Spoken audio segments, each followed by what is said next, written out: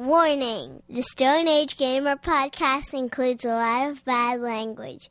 Cover your motherfucking ears.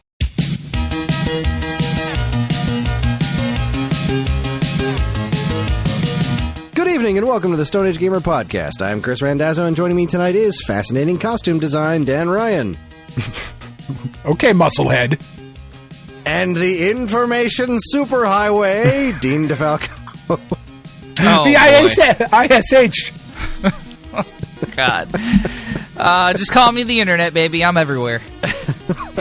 All aboard Gross. the SAG Cartoon Express. This month we watched an episode of Double Dragon. How fun are 90s hacker references? Get ready to live the code of the dragon, because the Stone Age Gamer podcast starts now. Hi everyone, this is episode 545. It's the week of December 20th, 2024, and welcome. For anyone new here, this is the official podcast of StoneAgeGamer.com.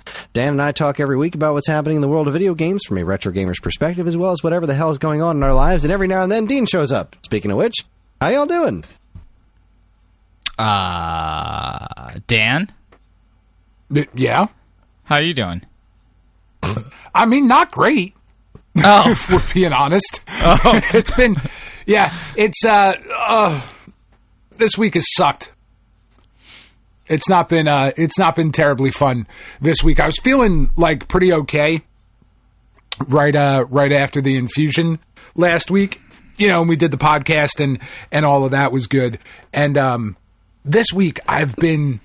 Like, I've really noticed how weak I've gotten over these last couple of months, and how much my hands really don't work well anymore. Like, I'm just dropping shit all week, which has been, you know, fucking cool. I went to take some leftovers out of the fridge to make myself lunch today, and they just went on the floor because my hands went, no, we're not gonna hold this anymore. And it's gonna hold this. That's right, just like We're that. It's going to hold this. We're gonna drop your shit. Yeah. Yeah, no, that like random 80s song references, like that's been about the week. Do anything for love. That's 90s. That was 90s. Yeah, you went too far. You guys. Because Meatloaf was there in the 70s. No, it was. Remember, I told you we were going to watch Onyx the Fortuitous and the Talisman of Souls for the. Yeah. That song plays a part in that movie. Is all I'm going to say. Oh no shit! Because you in particular need to watch this movie, Dan. You need to watch this movie, and Noah Dean, you should watch it too. Yeah, man, I'll watch it. What are we watching? And whatever you do, don't listen to our podcast before you watch it, because the last thing you need is for anyone to spoil anything about this movie. But hey, listen, it was that good. After it was not a bad movie. I can't say that it was a good movie, but it was definitely not a bad movie. All right. And it was a lot of fun. I mean, that's awesome. Well, we like fun here. Yeah. They definitely recommend, if you're a weirdo and you like weird movies, watch this fucking movie. You fucking weirdos. I am both of those things. You are indeed. All right, I'm sorry to interrupt your story with me. No, anyway, go ahead. Yeah, no, it's been a very weird week. Frustrating, really, because I just feel so fucking weak right now, which is again, like so much of this that I'm going through is, you know, the good with the bad, right? Of where all of this means that the medication is working. It's doing what it's supposed to do. My numbers are all trending in the right direction. The less cancerous cells that there are to attack in the body, the more healthy cells get kind of fucked up along the way, which is just an unfortunate byproduct of the way that we treat cancer currently as a planet, I guess is the best way to put it. Because we don't have... They're making advancements in certain therapies and things which target specific areas, which is not something that would have been done with where my cancer started because it was fucking everywhere. But just the way that we treat it, I really feel like, in not too far off in the future, we're going to look back at how we treated this particular disease and be like, wow, that was fucking nuts, man. Jesus Christ. We were just poisoning people. That's fucking crazy. Why were we doing that? We should have been doing this other shit over here. But Dan, unfortunately, look, we're not at that point yet. This is how we get to Space Marines, and that's what's important. We just have to... I mean, I'm cool with that. Well, you got it. First poison, then Space Marines. It's steps, okay? All right. Steps. That's fair. That's Sorry. Fair. You don't get to be the big guy. You just, next time. It's been a lot of sitting around and watching TV this week, and not really playing too much or being too active, which is also frustrating for me, because those of you who know me know that I don't sit still for very long, and having to just sit is crazy frustrating for me. So having to sit and just watch TV for long stretches of time drives me fucking first world problems, right? Oh, you had to sit there and watch television? What a terrible time you're having. But that's what I did this week. I watched the Superman documentary on Christopher Reeve and fucking sobbed like a bitch the entire time. Did either of you watch that yet? No. No. Not going to? I don't have the same connection to Christopher Reeve that you do, and our time is so limited that I cannot imagine finding time to watch a Christopher Reeve documentary at any point in my life. It was really, really good. It sounds really good. I'm interested, but my solo time to watch things on my own that nobody else wants to watch is negative zero. Yeah, no, I get that. It simply does not exist. One day it'll come back, Kris. Just not now. Yes. No, it was too old and decrepit to do anything about it. Oh, Jesus. It was really, really good. It's a really sad story. I mean, there's a lot of hope and wonderful things in there. And the way I feel about that first Superman movie in particular is just it is, to me, it's still the best superhero movie ever made. Which I know it sounds crazy to so many people of yes, but have you seen literally any other superhero movie that's, come out recently? But there's just something, especially in that first movie where, I made the argument I was talking about it with Tiff because she didn't give a fuck. She didn't watch it. And I made the argument with her that even though this movie came out in 1977, right? And Rocky won Best Picture that year, and Taxi Driver came out, and All the President's Men, and all of these the seminal works of film came out. I would argue that the best bit of acting that happened in any movie happened in Superman when he first drops Lois off, right? They go flying up through the clouds. And they're like, can you read my mind too? That whole fucking cheesy ass thing. But then he drops her off and then comes to the door as Clark, right? Because they're supposed to go out on a date. And he comes in as Clark and is talking to her, and she goes to get a jacket out of the closet. And he takes his glasses off and stands up, and he's instantly fucking Superman. And even though he's still wearing the Clark suit that he's going to, take her out on a date on. And then he's about to tell her he's Superman, and he chickens out and puts the glasses back on and kind of hunches back down, and the voice gets high. It's just this incredible bit of acting, and I tear up when I watch it because it's just that impactful for me. So watching that documentary, especially because of the steroids I'm on and jacking up my hormones and all of that, I'm just sobbing like a baby as I'm watching through this thing. But it was really, really good, and if anybody hasn't seen it, you should watch it if you like Superman. And then Skeleton Crew was good too. Don't say nothing. I haven't watched it yet. Really? Well, so on this week's episode, Angie said that the next show that we were going to watch was Arcane Season 2. And Karen and I were like, oh, good. So we haven't seen Arcane Season 1. So we're just working our way, like, and it wasn't even like a specific episode of season 2. It was all of season 2. Like, well, we're not going to watch all of season 2.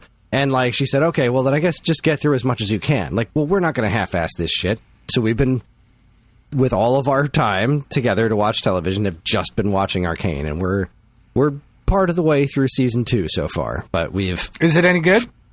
It's fantastic. I don't want to spoil it too much because I will be talking to Evan about it. There's, I've got some issues with it. The first couple of episodes we're just watching it like, okay, I don't understand why everyone's so into this show. Like, I get it, it's pretty cool, but like, people are like, no, this show is fucking amazing. And I'm like, yeah, okay. And then episode 3 happened, and we're like, oh, okay, I get it. And I still wouldn't go so far as to say, like, this is the greatest piece of art that has ever been created by humanity. Like, people worship this show. But it's pretty good. And after episode 3, it's like, okay, I get it now. This is very interesting. Let's see where it goes. All right. So, yeah. I was just curious, because I know you're not a League of Legends person. No, but I also wasn't a Fallout person. So, now Sure. now I didn't watch that either. 2. Fallout was great. Fan-fucking-tastic. Highly recommend Fallout. I like Fallout more than I like Arcane. I think Fallout was fucking great. I'll get to it at some point. Yeah, no, probably in the next couple of weeks. Because my dad liked Fallout. Like, both my parents liked Fallout, and they couldn't. That's they impressive. Didn't even know it was based on a video game. So Arcane is League of Legends. Yeah, Arcane is set in the League of Legends universe. That's funny because I mean I'm gonna be a little bit of a fucking hipster here, but back when I was playing, back before the game was in an actual release, and then a few years after that, they had no fucking backstory. That shit didn't make a goddamn lick of sense. Just they wrote whatever the fuck they felt like, and then I guess at some point they must have reworked it then to make more sense. I don't know. Back in the pre-release alpha days. It's my understanding that it's not an adaptation of the game. It takes place in the universe that League of Legends takes place in. So they're just telling an original story. They're not adapting a story from the game. It's just, oh, these are the rules and this is the universe that exists in the game. So we're going to make a story within that. What I'm saying is, like, even that was fucked. Like, they kept like putting in, taking out stuff, and like, places didn't exist, then characters just didn't exist anymore. Again, I don't know anything about that because that was maybe 8-9 years ago, but like, yeah, I'm sure it's a cohesive universe at this point, right? That must have happened. I mean, they seem to have put a whole bunch of effort into trying to like expand this universe not that long ago, because like this came out, and then Choice Provisions did like a runner style game that was also based in this universe that shares the same visual style. So I don't know, maybe seems to be a thing. All right, cool. I'm not going to watch it, but I mean, I might get to Fallout. I can't see myself watching Arcane. You should watch Fallout. Like, I don't know why you wouldn't. Fallout's just good TV. Yeah. It's Walt Goggins covered in creepy ass zombie looking makeup. Like, it's I like that great. guy. Yeah, no, it's definitely a win. The reason I mentioned the two of them in the same breath is that the girl who plays one of the main characters on Fallout also voices one of the main characters in Arcane. That's pretty cool. Yeah, I watched the Game Awards. I know. Well, I didn't know that. Okay, fucking. I didn't. You they mentioned that on the Game Awards. Yeah, I was watching that point on mute. Yeah, I watched the entire Game Awards this week, which I'm sure we will talk about. Yeah. In week old news. Wouldn't that be next week? Do anything else this week? Oh no. No, we talked about it on Week Old News this week because by the time our listeners get to it, it's Week Old News. Because then it'd be 2 weeks old. Oh, man. No wonder you guys are in charge of the podcast. Like, not 6-minute abs, Dean. 7. Sorry.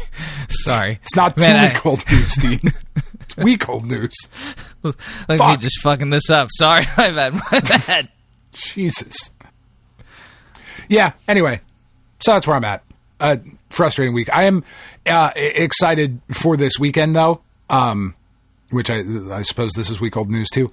But we found somewhere for the 2 Anatolian shepherds to go. Really? Finally, they've been with me for almost a year, I think at this point, or it might just be a year. And we have one of the puppies who's now 90 fucking pounds. She's not even a year old yet. We still have her and the mom, because it's a very specific dog, right? It's not like a cute little like, oh, I'll adopt that. It's like, would you like to bring this kaiju into your home that can jump a fence? Like, no, I am not interested in that.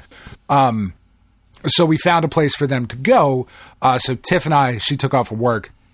We're driving up a couple hours to a farm in Pennsylvania tomorrow to drop them off. So that will be exciting. I will be back down to just my dogs, like no fosters. And we're not, it's weird. And like we don't plan on taking any, because it's been really difficult, like with everything going on with me on top of having these giant dogs. Like it's just been really, really hard to just be involved in it. Oh, what? You can't get over cancer and foster dogs and do a full-time job at the same time? Fucking slacker. No. I know. Believe me. Nobody feels worse about it than I do. Way to be a piece of shit, Dan. I know. I couldn't even change my own brakes. I had to have my buddy Frank come over and do it. And, like, I felt like such an asshole. I'm sitting out there, and, like, I've been really unsteady on my feet this week, too. Because, like, my legs have felt really weak. So, and, like, just really lightheaded every time I stand up. Because the medication affects my blood pressure, all of that shit. Right? So, out there trying to help my buddy change the brake pads on my car. Because, like, I couldn't do it myself, but I was like, I can help. And I went to, like, bend over and pick something up, and I was like, oh, fuck, I'm in trouble. Like, because everything just started kind of spiraling. I braced myself up against the car, and I was like, all right, dude, I'm going to go get a chair and legit just sit here in the driveway and watch you work and feel like a fucking asshole. And he was like, dude, stop beating yourself up. But I can't, like I'm sitting there watching my friend do this job on my car that I physically can't do at the moment. It was just, like I said, frustrating. But also 1 week closer to this being over. So, yay. Yeah, that's a win. That's good stuff right there. Yeah, like you being 1 week closer to this being over. Yeah. Big fan. Big fan of that. Just 1 week closer. And that's really like kind of where we're at, of just like one more, another week, and then it'll only be 2 infusions left. And then a week, like just week at a time. So anyway. Then another week and it'll be 3 infusions, because time is a circle. Fuck. I want to go backwards. Damn it. That sucks. Of course, 12 more infusions. The week after that, it's going to be -4. You're going to owe them infusions. So you're going to go there, and you're going to administer infusions to everybody else in the room. I feel like I could at this point. I feel like I can stick the thing in somebody's fucking chest nub if they've got the port like I do. Don't do that. Don't go touching strangers' chest nubs. Yeah, don't. Okay, don't. Fine. I guess. I don't think it's a good idea. Killjoy. All right.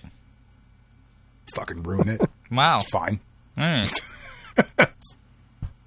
You know me. I'm an old chest nub toucher from round the way. From round the way. That's an expression, right? Chest nub toucher from round the way? Chest nub toucher from round the way. We can sounds like lyrics to Cotton Eye Joe or something. Or a Bloodhound Gang song. Ah, there you go. There you go. Anyway, how you two doing? I don't want to bum anybody else out anymore. How you guys doing? Dean, why don't you go? I'm doing my stupid gambler thing. Sure. What? Trying to think. Are we doing? What? No games. We're just how we're doing. Just how are you I just doing? Talk. just talk, Dean. Jesus, you're not new here. Well, look, I'm away, and then I come back, and then I'm away, and then I come back. It's very I'm like a fucking split between homes and stuff. It's terrible. Yeah, I don't know. It's been fine. I put in an electrical conduit. That was cool. That's exciting. Yeah, and then I found out that the one in my room trips pretty easy because I turned on the vacuum while I had my computer on, and it shut the breaker off. So that was cool. So good. I don't know what we separated, but it wasn't any help to me. So great. Honestly, it's been pretty chill. Larissa's been away, so I've just been hanging out. I've been reading some comics, definitely for no reason whatsoever. So yeah, that's been interesting. I've been reading Power Rangers. So yeah, reliving my childhood. Definitely not like what I remember my childhood being like. It's a lot darker and edgier than Power Rangers, or maybe it's just the same amount of edgy. And things haven't changed all that much. I don't know. I'll get back to you. Maybe I won't. Who knows? You guys don't know at all. Nothing. Anyway, well done. Smooth. I hope you didn't get any paper cuts while reading those comics. What are you talking about? Yeah, so besides that, honestly, it's been same old. I made a sandwich today. That was good. I put pesto on it. I like that. It was something different because I had pesto. Why not? Well, what else was on the sandwich? Like, was it just a pesto sandwich? It was just a pesto sandwich. Yeah, it was 2 slices of bread. You know what, Chris? I just fucking put a dollop of pesto in my hand and licked it off. Just like an inch and a half of pesto between 2 slices of bread. Jesus. It's like $35 worth of pesto. Oh, my God. I can't tell if that's awesome or terrible. No, it's terrible. Oh, an inch and a half layer? Oh, Jesus. I don't know. I like pesto. I love pesto, but I'm trying to imagine biting into a solid inch and a half of pesto. Yeah, it would have the consistency of fucking cat food, bro. It's a lot of fucking pesto. Yeah. No, it had salami, cheese, and prosciutto. Yeah, those are the three. Okay, yeah, that's a pesto sandwich. That's good stuff. Yeah, and not a lot, just a little bit because it was prosciutto. Yeah, no gabagool because you can't get gabagool down here, which is kind of weird. Like if you do it, they give you the hot cappy stuff, which is definitely not what I'm asking for. I'm asking for goal, and when they don't give it to me and they give me that because they say it's the same thing, I want to break their necks. You don't have like an Italian deli around there where you can go in and talk like an idiot for a little bit? Yeah, the place that I got nuts and some gabagool. Well, the place that I got the cannolis from, actually, 'cause those cannolis, weren't they nice, Chris? I'm told they were delicious. Oh, right. I'm sorry you didn't have any. Yeah, they were from a very nice Italian place where I can get cold cuts. But if it's any indication that maybe they're not, like, the cheapest, cost me $5 a fucking cannoli. So that was a very expensive box of cannolis. It's like half a North Jersey cannoli, though. So I'm just thinking about cannolis filled with pesto. Oh, that's disgusting. Again, don't do that. Oh, no. So the cold cuts, I can get them there, but it's going to cost me... Is that what it's called? It's a cannalesto. But do you put the pistachio on the end still, or is it chocolate chips? Well, yeah, of course. No, you don't put chocolate chips on a fucking pesto cannoli. Jesus, because that's the fucking weirdest thing there. Sorry. It would be. You fry a fucking lasagna noodle around it.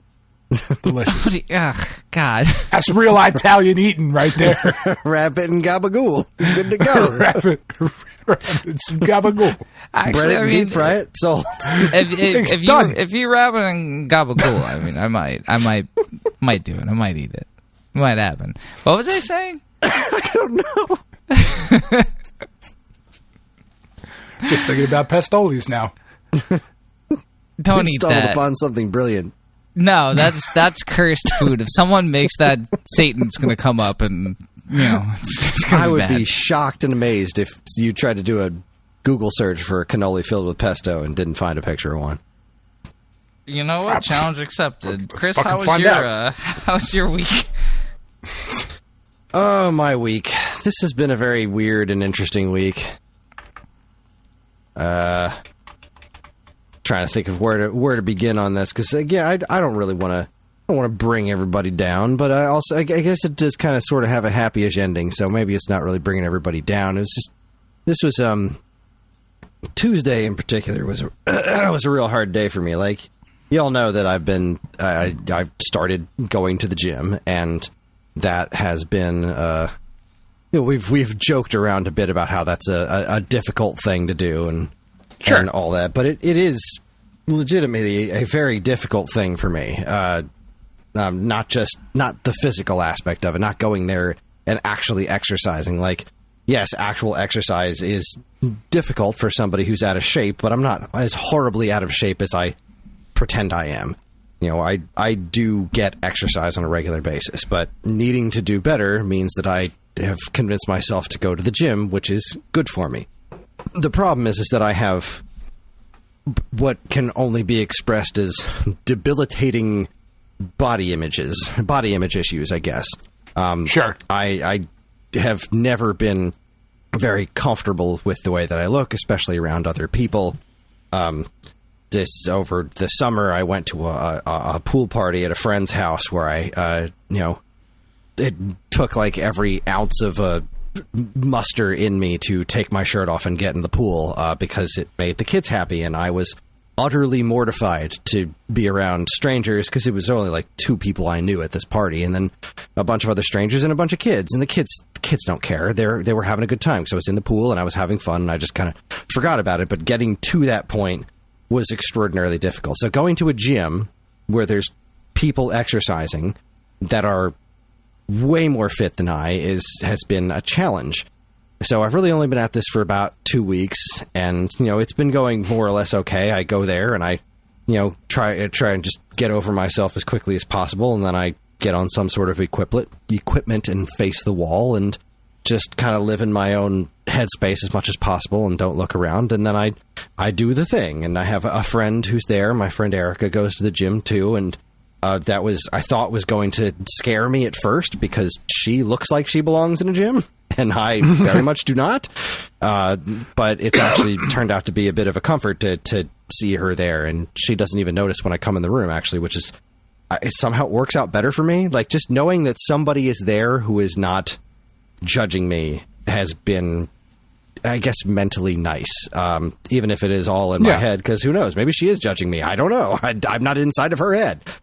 Anyways.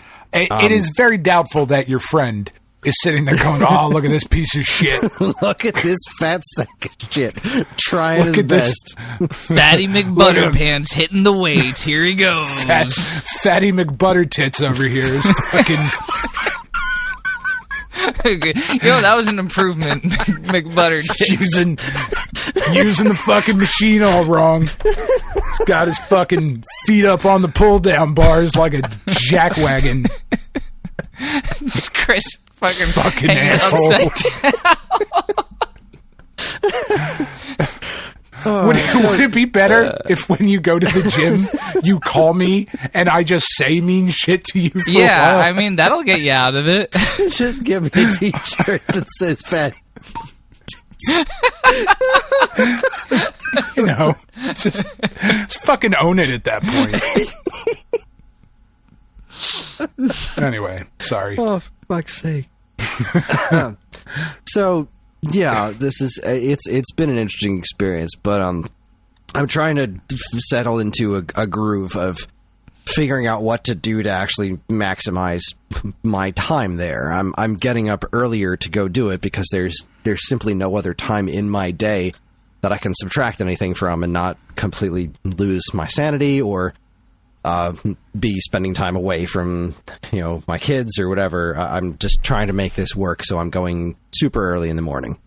And that's I don't know. I think when you get a lot of exercise, it kind of it hits you with endorphins and all that stuff, and I think this has been hitting me in a lot of weird ways. Just having it being this active has been making my brain do all kinds of weird things, because I've been going through it, and I just mustering up the will to go to the gym and be in front of people is already hard enough. So anyway, on Tuesday, I had decided that my plan was the eventual goal is to work up to 3 days a week, but I'm still only doing 2 because I don't want to hurt myself. I'm not really quite good at this stuff yet, and I haven't been running for years since my knees have been bad. But one of our Discord folks heard me mention about the knee thing and suggested a knee brace to me, and I bought it. I haven't tried it yet because it just showed up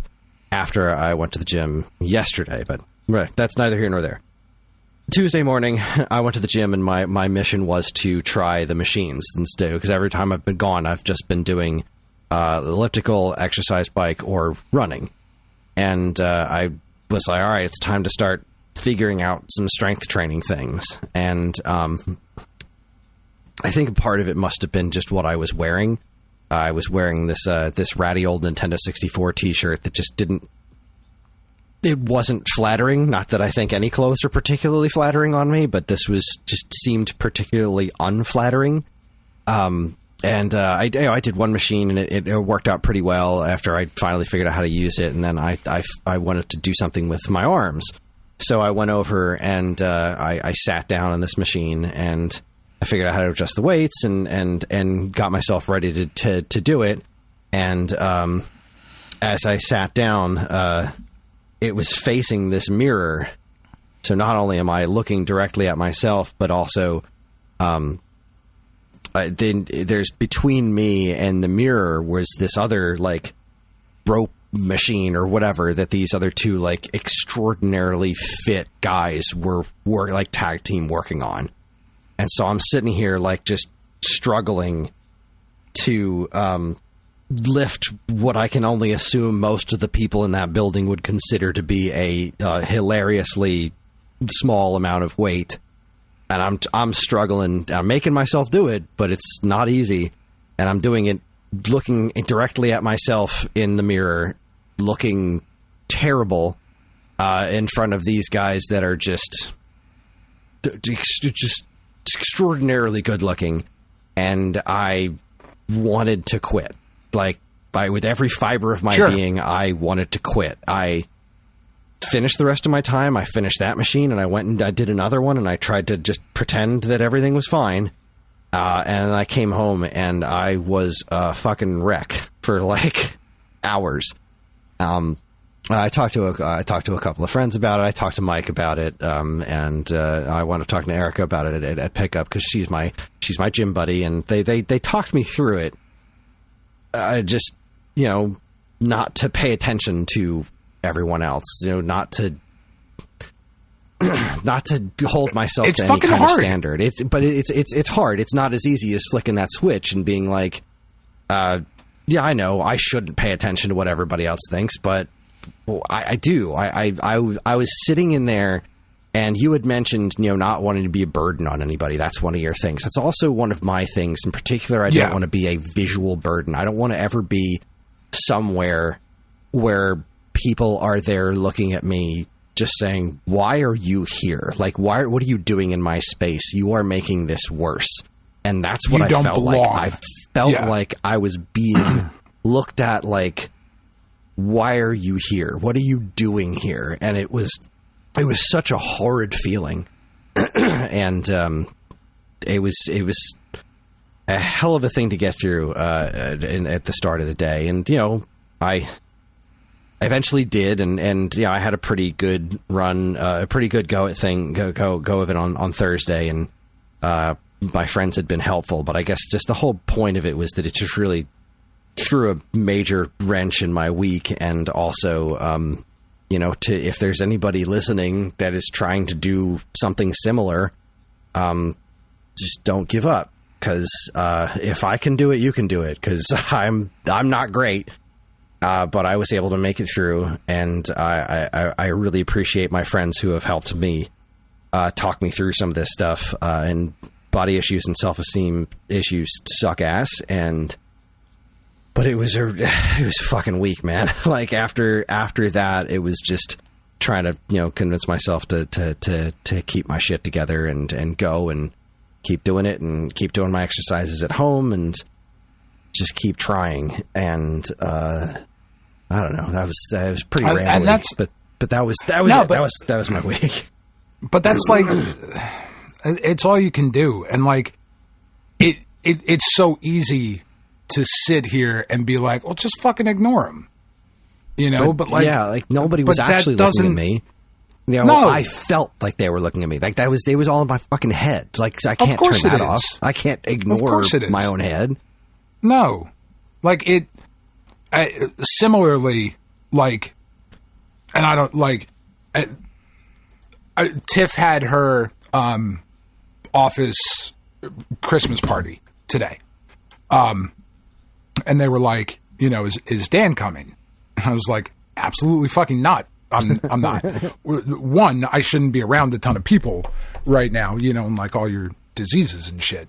But two, I told Tiff, I was like, I don't want to go in. I'll just drop you off. And like, she was like, why don't you want to go in? I was like, if I go in there, one, it's what's really fucked up. So I sleep on my side. Okay. And I sleep on my left side because when I was like 14, I heard that it was better for your heart if you slept on your left side. And now I literally can't sleep any other way, which is fucking dumb because it's not true. I don't think it is anyway. Like, I don't think there's like a ton of research into it. I think it's better for like indigestion or something like that. But anyway, doesn't matter. I read it when I was like, so I sleep on my left side, which means that as you're sleeping and you rub your face, like you move as you do in your sleep. I have less eyebrows on the left side of my face than I do on the right side of my face right now. Because most of them have fallen out, but the little wispy shit that's still there, there's less on the left side than there is on the right side. And Tiff was like, literally nobody pointed that out to you. You were the only one who noticed that. And I was like, babe, come on. How the fuck didn't anybody else notice that? I look like a fucking skeleton with half an eyebrow on the left-hand side of my face. Like, what the fuck are you talking? And she was like, that's all in your head. But even knowing that, and even knowing that I have the excuse, right? Like right now is the only time in my life where I am allowed to look like shit, feel like shit, not do anything if I don't want to do it. Like I can just say no to literally everything. And I still can't get past it. So like, if I'm going through that, like you're going through your body issues. And like we talked about a few weeks ago or months ago at this point or whatever, like as men, we really don't talk about that stuff enough. Right? Like, and I think you and I and Dean, when he's here, we all certainly do because we have this kind of Diamond Dogs moment, right? Where we can come together and share this kind of thing. But if you and I, who are comfortable enough with each other to discuss this shit, still have a hard time with it, imagine what other dudes are going through too. Like, it's hard, man. Like, it's hard and it's real. Even if nobody else is looking at you, like it's real for me. It's real for you. Yeah. Like it's hard. Yeah. It sure as hell is. And it's okay. I always kind of have That's the other part. Yeah. Yeah. Right. Exactly. It's okay. And I have always had this, but I've never been forced to confront it to this degree before. Right. Sure. You go to the beach and I can keep my shirt on. Like there's, I go sit under this umbrella. Yeah. There's things that I've done to just kind of not have to deal with this for a very long time. Yeah. Whereas, you go to the key party, you turn the lights off. It's like, it's all right. This here at the gym, I just feel fully exposed. And yeah. And it's not just it's not just the look. They're not looking at how much weight I'm lifting, but I am, and I feel like I'm being judged on that because I feel like I know I know what I'm supposed to be able to do as a man of a certain age. I know what I'm supposed to be able to do, and this ain't it, because I'm seeing what everybody else is doing, and I can't do that. And that's another thing that I'm just here judging myself on super hard, and it just fucking sucked. It just really fucking sucked. Would you feel that way, like if you walked into a hospital and you were like, oh, that doctor's doing brain surgery over there. Well, I can't fucking do that. Like, would you beat yourself up about that? Because it's the same fucking thing, but it's the same thing. I'm not claiming it's logical. It's just... No, I know. And that's what makes it so hard, you know? And like why it's so difficult to get through is because, of course you wouldn't. You wouldn't go in to be like, oh, God, I feel like such an asshole. I can't do brain surgery. You know, like, of course you can't. You didn't fucking go to school for that. But you also haven't been lifting for 15 years. And taking fucking protein powder and fucking whatever else, you know, I don't know. There were a couple of things that... I don't do that.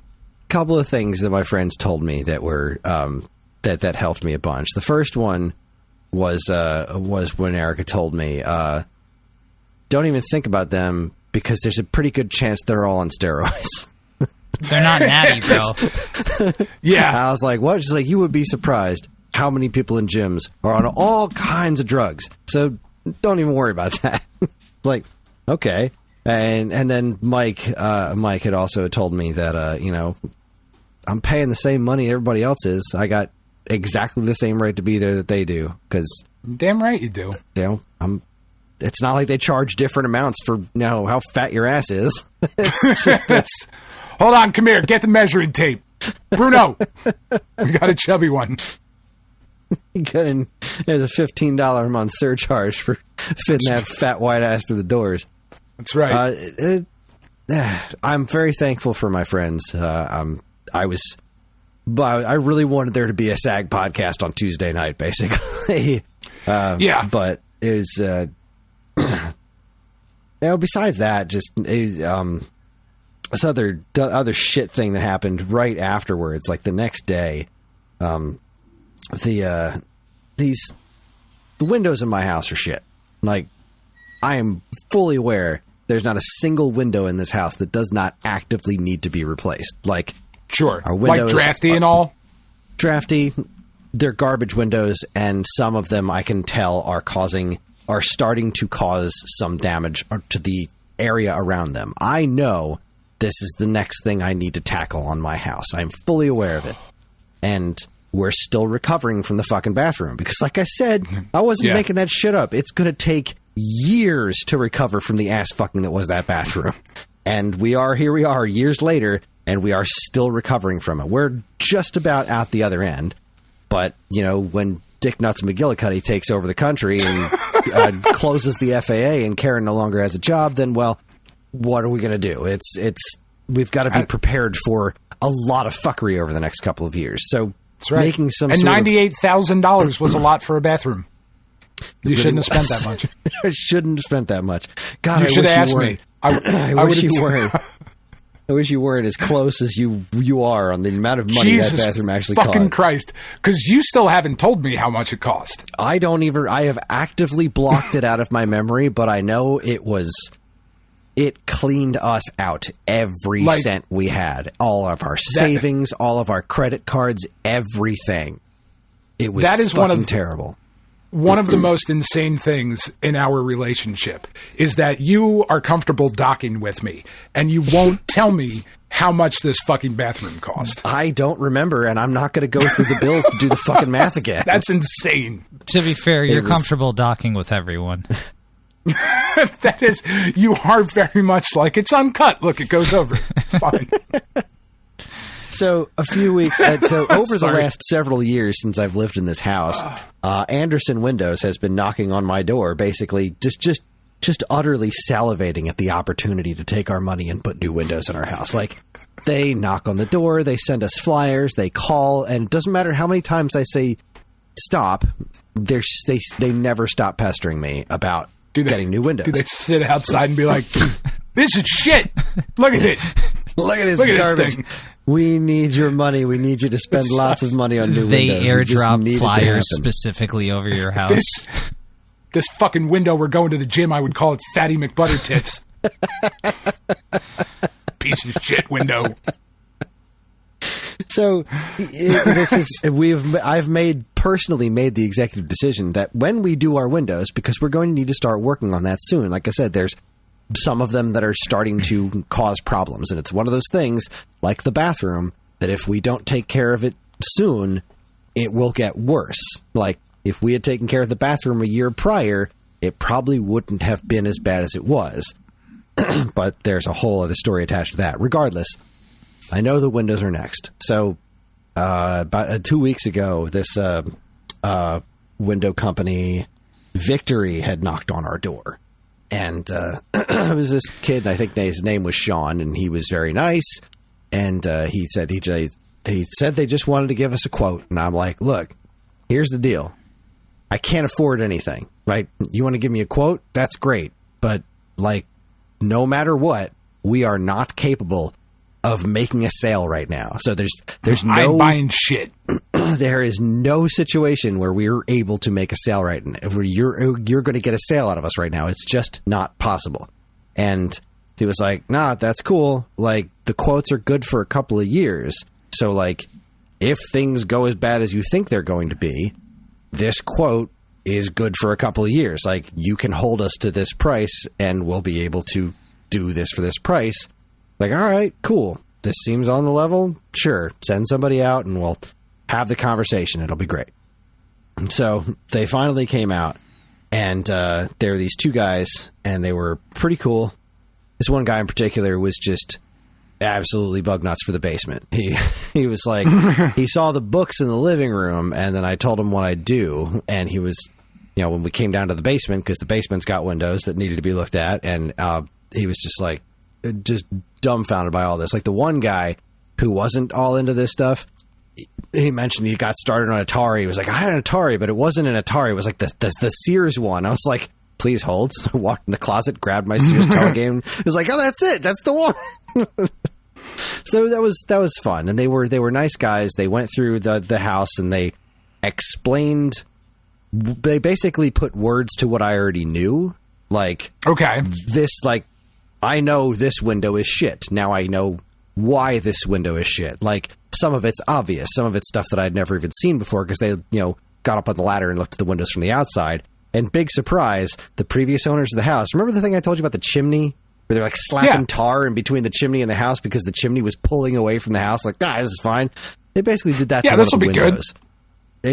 One of the windows has like 7 layers of silicone on it for where they just like kept just smearing it all over, trying to fix the space between the windows and the frames. Like, it's absolutely ridiculous and not at all surprising that there was more than a couple of Gregorio Ortega specials floating around. So that's neat. They went through all of that. They were very informative. They were very kind. And then when it came time to, give the estimate, they did this really cool presentation that made me want these windows really badly. Like, there was this part of it that absolutely sold me. They brought out this heat gun, and then they like put a regular window in front of it, like the windows that I have now. And like, you could feel the heat on the other side of the windows, just like my living room, which turns into a fucking oven in the summer because the sun beats down on it. And he's like, and these are our windows. And he held it in front of the thing for a few minutes, and then he took it off. And, like, the one side was scorching hot and the other side was still cool. And I was just like, fuck, that's what I want. This is what I need. These windows are, like, top-of-the-line shit that they were attempting to install, right? And we knew that going in. I was like, I don't know what we can do, but, like, sure, let's see what this all comes out to. So they give us this price. It's completely insane. It's so far out of our budget, it's hilarious. And they're like, but they explain this whole thing about how, like, when they're at the places, because they do these calls, they can offer a different price if you sign up today. And I was like, and this other price was like fucking half. Like, if it was a couple $1,000, that's one thing, but this was like half. This was borderline affordable, and I'm like, fuck. So they're breaking down the thing with me and trying to fix the prices and everything and try to figure out what we can do, because they had a lot of very good advice. And the guys that were doing the talking that day were very cool about everything. Like, they left and came back because I had to take care of the kids. They picked them up from school. They left. They came back a few hours later. We, had another conversation about whether or not we could do it, because, like, doing it that day meant that we didn't get to shop around. We didn't get to learn anything other than what they had told us. And while it did seem like a very good deal on paper for these extraordinarily nice windows, as Karen said, these are the best of the best. We're not the best of the best kind of people. I mean, you're not the best of the best kind of people. But, like, we don't have fuck you money, and that's kind of what these windows were. And sure. So we having to have that conversation with them about, look, you sold me on the product. You guys are super nice, but I can't afford it. And he was like, well, that's one of the things. Like, first things, if you can't afford it, you can't afford it. That's the end of the story. We give you this quote. This quote's good for a year or two or whatever it was. That's cool, but don't put yourself in a terrible position to get new windows. Like, he's like, I can't stress this enough. You've got to do this soon. Like, if you can do it in the next couple of weeks with us or with whoever, you need to replace some of these windows fast. Like, apparently the windows in my basement are, like, just straight up not up to code. Like, these windows are a fire hazard. If there's a fire down here and I can't get to the door, I'm dead. I mean, that's fun to know. Yeah, it is. It is. And, like, it makes perfect sense when you look at them. Is that kind of comforting? Of like, this will be it. I'll die doing what I loved. If this is the end, I've loved you very much. Exactly.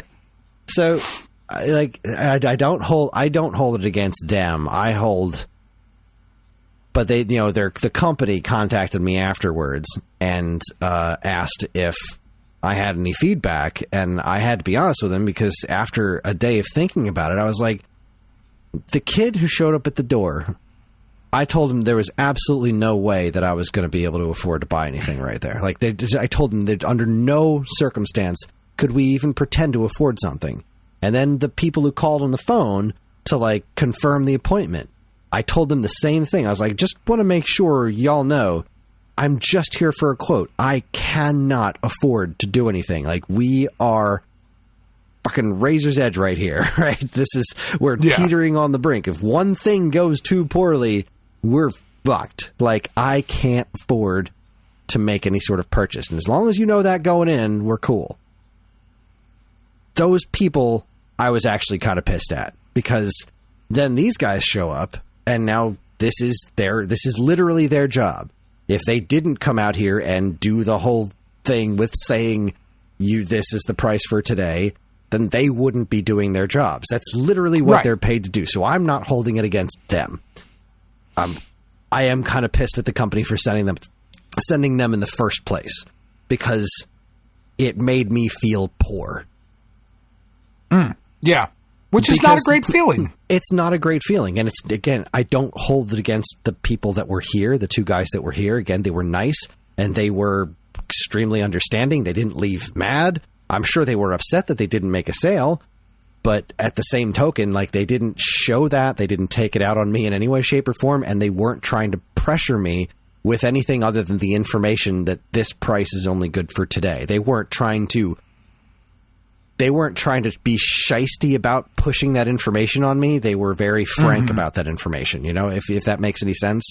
Like, they weren't trying to be like, oh, look, but this is only good for today. They were like, just look, the fact of the matter is that we can only offer this price today. Like, they were very frank about it, and I appreciated that. But boy, did it not feel good. It did not feel good to be able to tell them, I understand that you've just went through hours of your time informing me of this stuff, and like I said to other people besides you when you showed up, I can't afford shit. It's never feels good to have to tell people I can't afford anything right now. Right. And coming a day after what I just went through at the gym, it was just this 1-2 punch of fuckery that just fucked my head this week. Because and I bounced back, but boy, it was not a very good beginning to the week.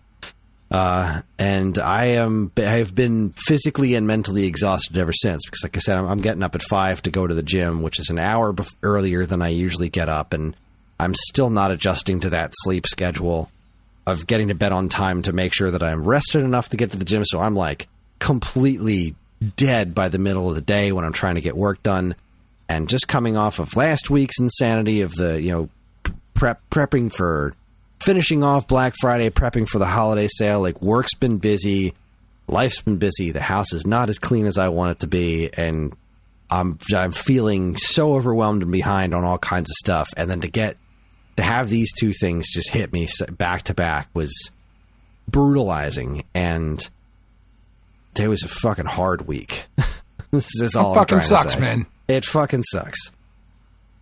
But I'm sorry I you went to that. the gym on Thursday, and I ran on the treadmill. I watched an episode of Ted Lasso, and that worked out really well for me. My knee isn't hurting too terribly bad. All of my muscle, everything from the neck down is in just intense pain, because on that Tuesday, I really did work myself. I didn't hurt myself, but I worked myself. I pushed myself. I made sure that I wasn't just doing weights that were like, yeah, I can do this. This is easy. I put just enough to make sure that I was doing something, and holy fucking shit.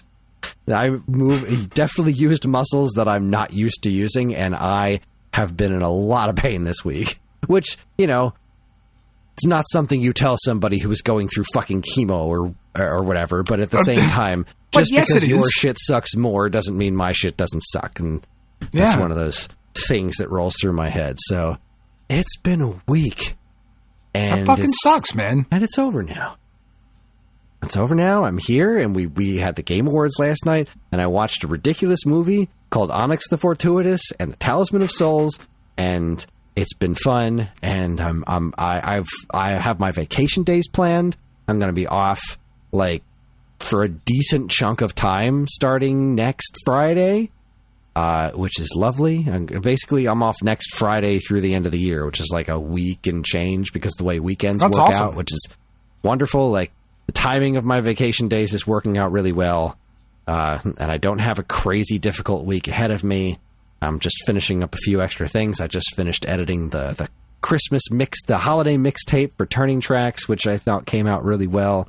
And I'm prepared to dive into the holiday spirit and just be a happy guy and keep plugging away at this gym thing, because I'm going to get the hang of it. And I'm going to not wear that shirt to the gym again because it was really unflattering. And I hate that I think about this shit, but I do.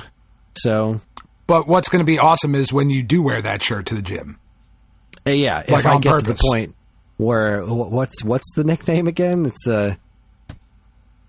butter tits. Fatty McButter Tits. Fatty McButter Tits. That's right. Sorry, I know that I took that right from you, Dean. I don't know why I felt the need. That's okay. Why it needed tits at the end. I mean, I made a pop. That's all that matters. It really just brought it home. Really, I mean, that's what I do. I want that on a T-shirt. It's a good name. I like it. It's funny. It is funny. So yeah, that's been my week. Thanks for listening. Good night, everybody. Oh man, shit's hard. I'm exhausted it's even hard. Just talking about it. It's hard. Shit's it's okay hard that it's around. hard. It's okay that it's hard.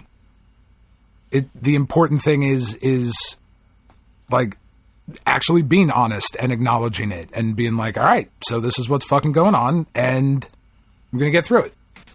Yeah, because afterwards, here I am 2 days later, I had talked to my friend Erica about this, and then 2 days later, I'm just like, was that fucking weird? Should I have not done that? Am I just dumping a bunch of problems on this person?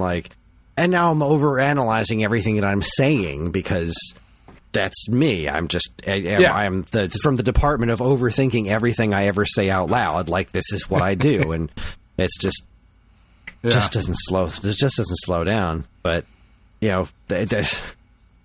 This is why you need to drink or smoke some weed, dude. Oh my god! Oh my god! I was at the gas station the other day. Don't smoke that weed, whatever you do. I went to go fill up on gas, so I had my window down, and this other car rolls up next to me, and like I didn't look or anything, but the smell came in through my window like it smelled like my dad's garage. Like it was like, holy shit. And I just hear this woman be like, man, don't light that shit up here. And he's like, what, man? It's legal. It's legal. And I was like, oh my God, there should not be that much weed while someone is driving. It is impressive how stinky people can get while smoking, because, I mean, I'm no stranger to conversing with the green gods, but yeah, there you go. I threw my my term out for the night.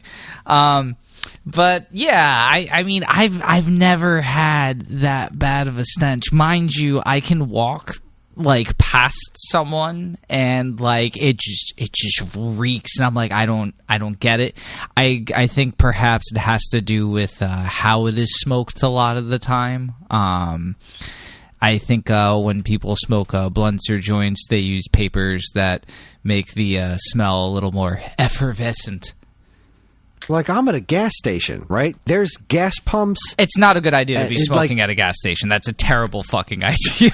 But I'm far away. Like, I was at least an entire car length away from this person, and they rolled their window down for like a hot second, and it hit me like a pimp. It was like, what the actual fuck is going on here? Like a pimp named Slickback? I didn't get that one, but I'm going to assume it was funny. I mean, you should watch some Boondocks. Have you ever seen the Boondocks? Oh my God, I forgot about that show. I haven't seen that show in forever. Oh yeah, I love that show, man. It's great. I mean, if anyone's... Actually, I don't know if I should be recommending that now. We're in a different cultural environment. I don't know if that still fits, but it was a very funny show for the time. That's what I'll say. That show was so fucking clever. Like, yeah, that show was really, really good. Yeah. The episode where they brought Martin Luther King back to life was like, wow. Oh, man. Oh, he was so appalled. Uncle Ruckus, what a character. Oh, my God. Boy, oh, boy. Yeah. So, I don't think there's been anything else of interest. I mean, I'm still trying to rack my brain on what to get my dad for Christmas. I think I got everybody on my side of the family, everybody that I'm actually going to see at Christmas. I've got that figured out. I just bought my mom Flyers tickets. Her and I are going to go see the Flyers, which is still more expensive than I wanted it to be, but nothing's too good for my mom. I got my sister covered with a joint gift with Karen, and the kids are all covered. It's just, I don't know what to get my dad, because like he has access to the Plex server, so like buying him a movie doesn't do anything. Like, he reads a ton of books, but I don't, so I don't even know where to begin on like what to recommend him. And Karen is also getting him a book because she reads a lot, so like she's kind of got that going on with him. The only thing I can think of is I found this screw organizer. Like, it's a briefcase looking thing with a bunch of little compartments in it for different kinds of screws, because whenever I'm, at my dad's house or my parents' house trying to fix something or whatever, like, we lost a screw, we need a screw. All right, well, let's head on inside. And he's got like 5 coffee cans filled just to the brim with various screws and nuts and bolts, like just that he's collected over the past 50 years.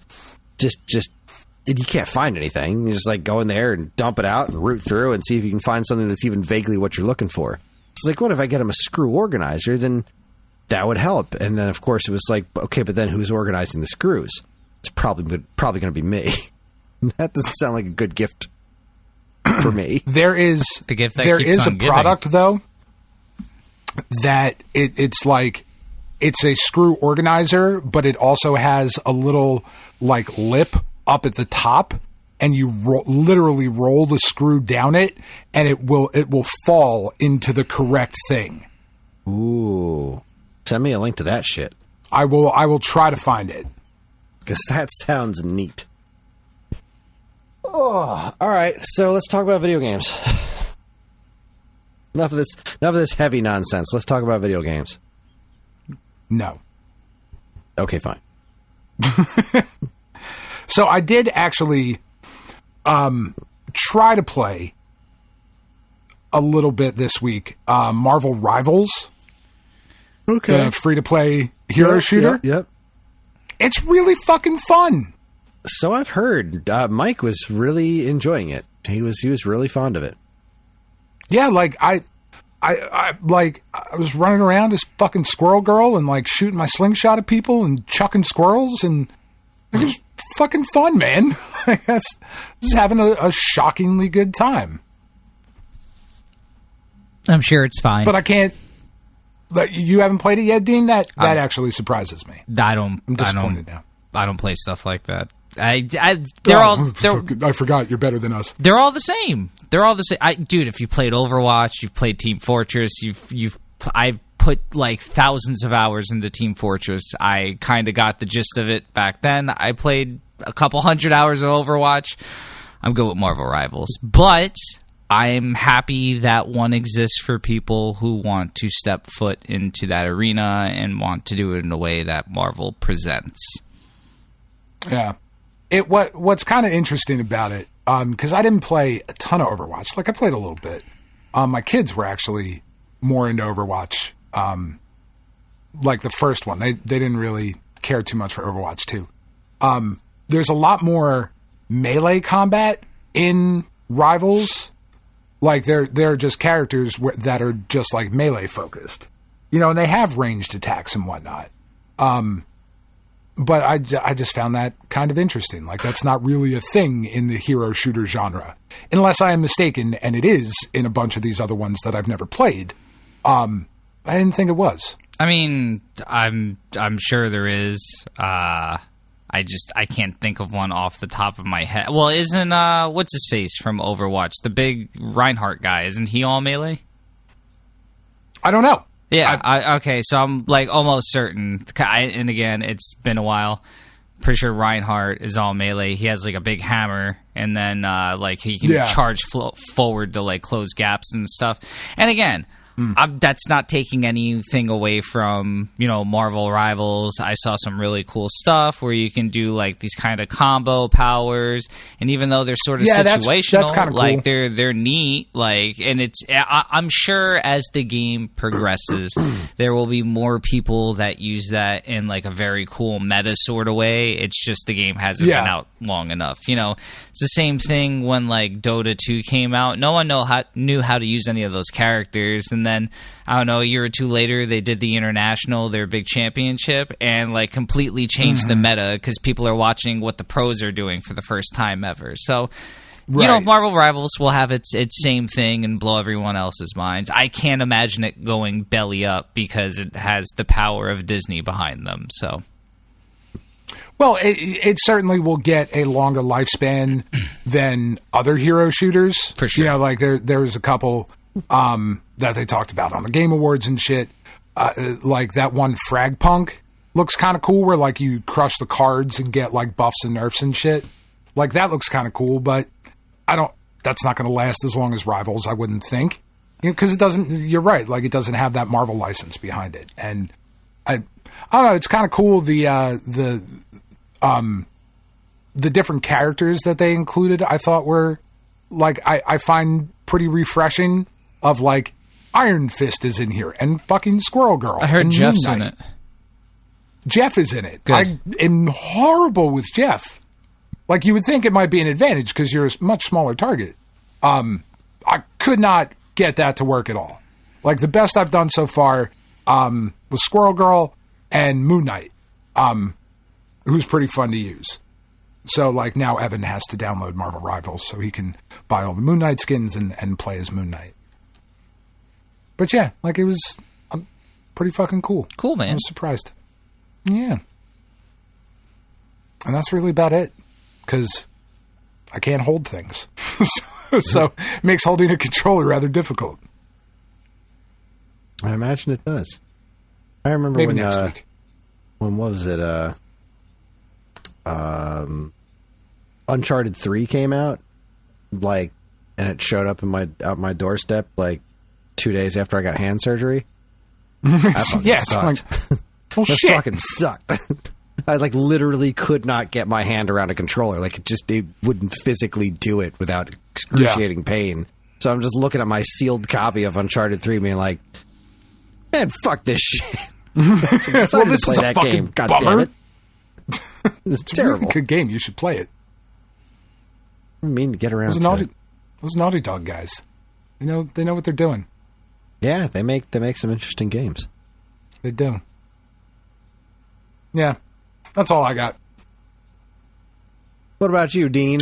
What'd you play this week? Played a bunch of shit. Actually, no, I really only played two things, but I played a whole lot of it. A lot. A disgusting amount. So much, so many things. Actually, two. Because I was I spent so many hours playing video games, and I was like, yeah, I played so much. No, I didn't. I just played the same two things. But they were two great things. The first one I played was a game called Victory Heat Rally.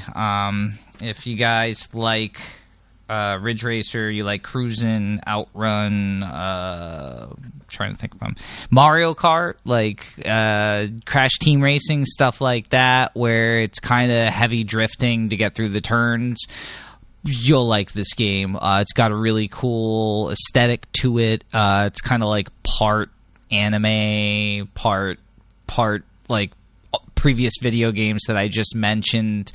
A lot of cool callbacks to all of those properties, just to name a couple anime ones. There's a huge tribute to Initial D through one of the tracks, and music for that stage is all Initial D stuff. It's really, really cool. Most of the characters resemble some sort of character from an anime or manga of some sort. Even the character select screen kind of looks like it could fit right in with Street Fighter. There was a bunch of really, really cool stuff that I'm missing, but in the sake of being expedient and getting to the next thing, which is far more important, also because you can check about what I wrote for this game on my Substack, so I don't want to give too much away, but you should definitely pick it up. It's a really, really cool game. It's a little spicy. I think it's $25, but it's a 30-40 hour game, and again, it's just really awesome arcade racing fun. That's the game that I would compare it to. That came out recently, Horizon Chase Turbo. If you like that game, you'll like this game. It's like that, just basically with a very cool sort of Dragon Ball sort of coat of paint to it. I can't quite describe it. People should definitely look up screenshots and pictures if they're interested in the game. I have some stuff included in the article, obviously. I'm probably going to do a little quick look video too, just of one of the races, probably the one that's the Initial D inspiration, because the music is spot on, almost from one of the episodes, so that was really cool to listen to. All right, I'll keep going. Fuck you guys. It's whatever. Fine. No, that's out. Every time I've turned on my Steam Deck, I see you playing that, and I'm like, man, I should probably check this game out. What was it called again? Victory Heat Rally. Victory Heat Rally. Yeah, the big reason you saw me playing it is I really don't like to write about these games unless I can complete them, because in my mind that means I got through everything the game has to offer, or everything that the developers intended me to play through the game for. In some cases that can be false, but for the most part, if you get through most of the achievements, the core gameplay is what you got out of it. That is more or less what's going on here. If you do all of the achievements, you've pretty much done everything the game has to offer, besides going back for just some arcade stuff or some time attack stuff. But yeah, the single player is really long. I was a little bummed out there's no leaderboards or actual online multiplayer for the game. There's couch co-op, and those times do get recorded, but you can't compare with anyone, so that was kind of a bummer, particularly for the climate that we live in, that there was no inclusion of online leaderboards. But, you know, stuff like that can change. That's more or less like just an update thing that, you know, they can add to the game. Yeah. The other thing, which I've spent arguably way more time in, is Balatro. I am full in. I've been so fucking good, leveling stakes up. I've been beating different decks. It's been a roller coaster ride of emotion. I have almost gotten one deck all the way to gold, which is the last difficulty you can beat it on. I'm currently on orange stakes, which is right before gold. It's really fucking hard at the end. I'm not quite. And isn't it weird when you realize what that game is versus what you thought it was? Yeah, for sure. Well, I mean, like that. I think I saw enough going in where, like, I had an idea that it wasn't just poker, but, like, it really goes in depth with, like, strategy and stuff. I found out something today that I didn't know when I started today, and I've been playing the game for, like, 40 some odd hours at this point. So, you know, there's still little surprises. I'm still unlocking things. And yeah, it's been incredibly exciting. I don't think I need to explain Balatro to anyone. Shout out to Balatro. Saw you guys, Game Awards. You won some stuff, so props to y'all. Yeah, I have spent a large amount of time, like, trying to just get through that. It's something I want to complete because I feel like once I find the key to beating the highest difficulty on one deck, I can do it with any of the decks. More or less. Probably not, it's not A to B, but I can figure something out. Everyone on the SAG Discord has been super helpful on on getting me to help, like, me achieve my dreams of completing this game. Honestly, like, I've never been a big, like, card battler guy. This is the first one I've taken an interest in, and it's because it's a lot easier to get into. Like, I beat one run of Slay the Spire, and then I was like, I'm good. That was a lot. I don't know if I want to keep doing this. Balatro is definitely a lot easier to digest, so I definitely recommend that to people who have not been into card battlers but want to try. This one is probably one of the coolest, and it's available everywhere. You can get it on your phone now. You can get it on your tablet. I'm pretty sure it's available literally everywhere. So yeah, y'all should check that out. The only other thing I did was I turned on Strange Horticulture for like 35 seconds, played a tiny bit, and then turned it back off. There's nothing wrong with the game. It's really cool. I'm super excited to play more, but I just went back to Balatro. I am going to probably slow down a bit because I'm getting to the point where, like, every time I do a run or two, I can start winning a bit. So I'm trying to pace it out a little bit more now that I have my ways of getting through different antes. But yeah, Strange Horticulture is really cool. If people like point and click games, I would definitely check this out. It's a little bit of investigation, a little bit of point and click, little Lovecraftian, very neat. You run a horticulture store. You sell plants to people, and they describe what they need, and you have to find it on the shelf based on the description in a book that you have in front of you. It's a lot more engaging than I thought it was going to be, and I'm excited to check out more. If people are like, well, you stupid fuck, that game's been out for a real long time, tell us something new. Fuck you. There is something new I can tell you. Strange Antiquities, the sequel, will be out in 2025, and I believe there's an announcement on the Strange Horticulture page So yeah, go ahead and check that out. I don't know if it's an actual trailer or anything, but there's definitely an announcement with I think it's just a rough 2025 date. So there is more of that game to come. Yeah, so that's it for me. Kris, what have you been playing? Well, let's see. We're in the midst of another Mario Party Jamboree battle. We're in the mall stage now, which is pretty fun. I think we're about halfway through this current match. And it's going pretty well. Everybody's having a good time. John is still the worst to play this game with because everything, no matter how good things are going for him, everything is the worst. Everything's out to get him. And it was so he is in this mode where anytime he's playing a video game, he vocalizes every thought that comes into his head like he's pretending he's a streamer. Every single syllable that shows up in his head is vocalized. He's just nonstop chatter, and it's fucking obnoxious. Another thing that he's been doing this week that's really bothering me is one of his classmates showed him on his school Chromebook, they've got Mario 64, like a pirated copy of Mario 64 running through his browser.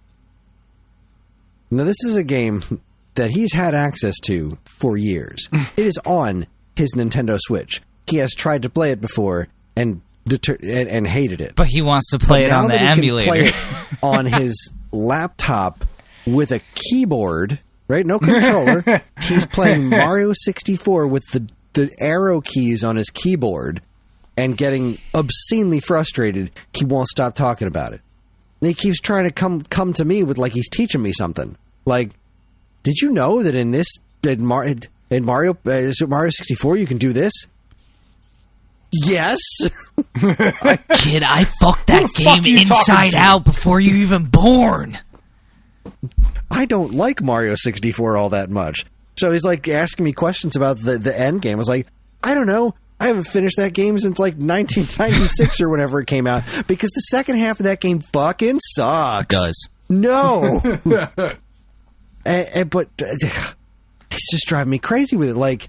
You could have been playing this at any time for years, and I've shown you all of the various ways that you can play Mario 64 in this house.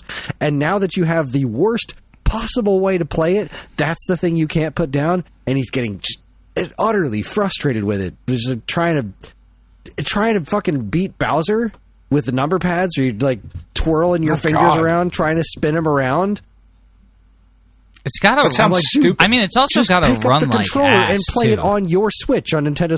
You can play it now that's stupid. On your Switch. No, on the emulator. That's the way to do it. That's the core way to do it. He was talking to me about he was trying to trigger something to happen in the game that's supposed to be there, a ghost is supposed to be there. I'm just gee, John, do you think the pirated version of Mario 64 you're playing in your web browser on your school computer might be ever so slightly glitchy? The game's glitchy. The best versions of that game are glitchy messes. Did you know you could beat this guy really fast? Dude, people have done shit in Mario 64 that you can't even imagine.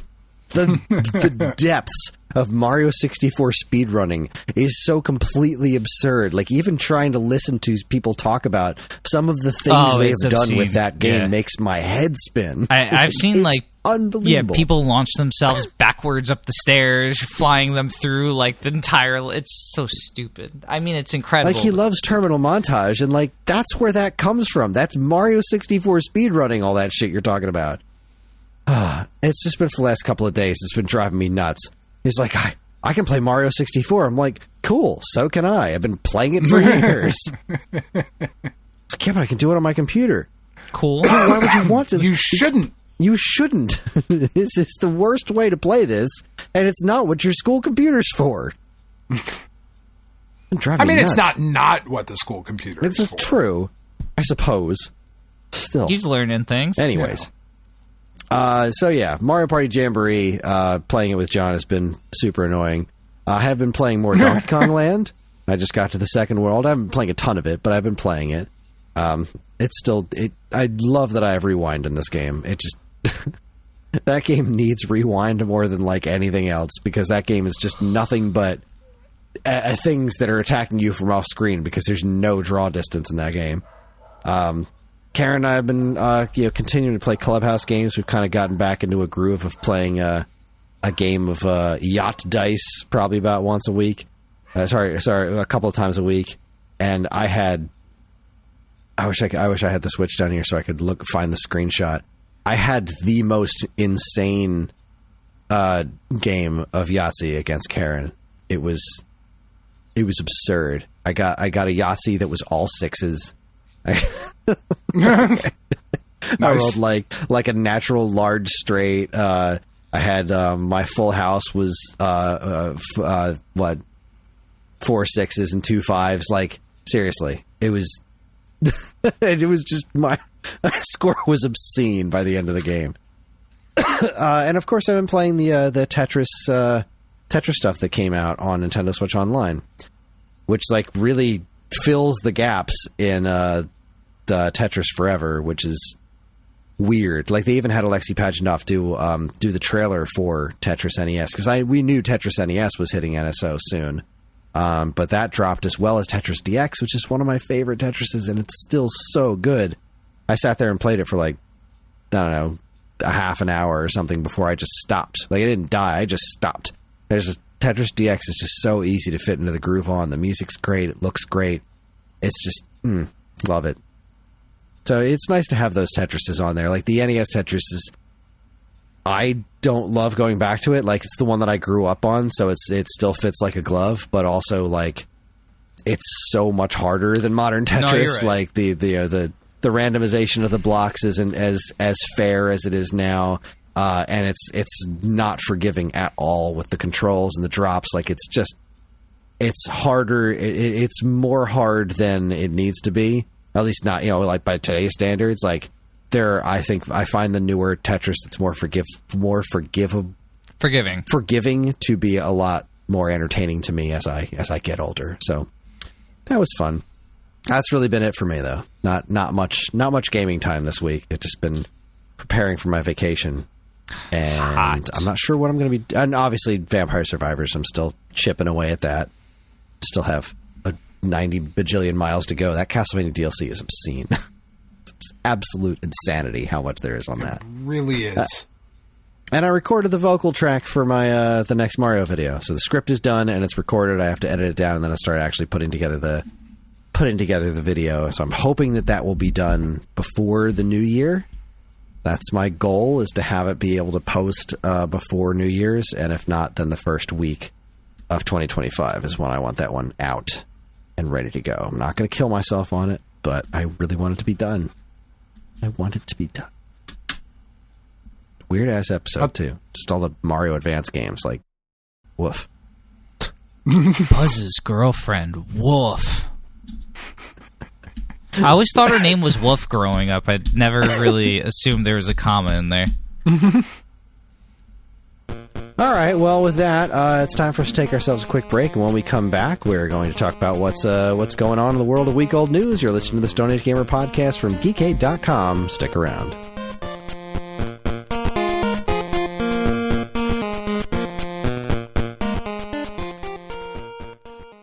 And now here's a quick look at what's new on the official Stone Age Gamer YouTube channel. First up, what happens when Konami makes 2 different games about rocket-powered possums on 2 different platforms with the same name, same box art, and even some of the same music? Well, you get an excuse to make a YouTube video comparing the 2. That's exactly what my hack of a host or co-host, either way, did in the newest episode of his... Fucking hack. You are a fucking hack. That's what I love about you. Did in the newest episode of his totally not console wars show, 16-Bit Brawl. In this wildly fresh and original concept for a show, again, that, like, cannot stress this enough. There's literally nothing else like this anywhere in the world. You will not find this kind of cutting-edge content anywhere. He compared the Sega Genesis and SNES versions of Sparkster to see which one was better. Which one did he choose? I mean, if you've listened to the show, I think you know. But marvel as he breaks down the graphics, sound, and gameplay to come to the ultimate scientific conclusion in 16-Bit Brawl, Sparkster's SNES versus Genesis. It's pronounced Genesis. Sorry. SNES versus Genesis. Next, do you like Game Boy Advance? Sure you do. But do you also like Game Boy Advance games? Well, of course. Why wouldn't you? I just like the way the console looks. I just like the way they taste. I like those Game Boy Advance videos. That's why I got mine. So good. Just love some grainy Yu-Gi-Oh episodes. A nice crunchy episode of SpongeBob. That's what I'm here for. So how would you like to be able to play your entire collection of GBA games from a single cartridge with a cool name? I bet dollars to donuts that you'd love that, right? Of course I'm right. That's why I made a video showing off the features and benefits of one of our very favorite flash cards. Learn all about it in our EverDrive GBA X5 Mini overview. Finally, those fucking pricks at PlayStation finally brought some great stuff to the Game Awards. In fact, Sony fans, like myself, seem to have a lot to look forward to these days. But what about those of us who instead like to look back? Focus on the past. Obsess over what has been, instead of enjoying what is. Well, for them, we have the PlayStation Report, an alphabetical journey through Sony's many IP to see exactly how healthy they are. In this first chapter, we tackle the letter A. How are the likes of Ape Escape, Ark the Lad, and Alundra doing? Have you never heard of those games? That'll give you a hint. Find out in the PlayStation Report, Apes, Astros, and ATVs. For all this and more, be sure to check in with our YouTube channel and follow us at StoneAgeGamer.com.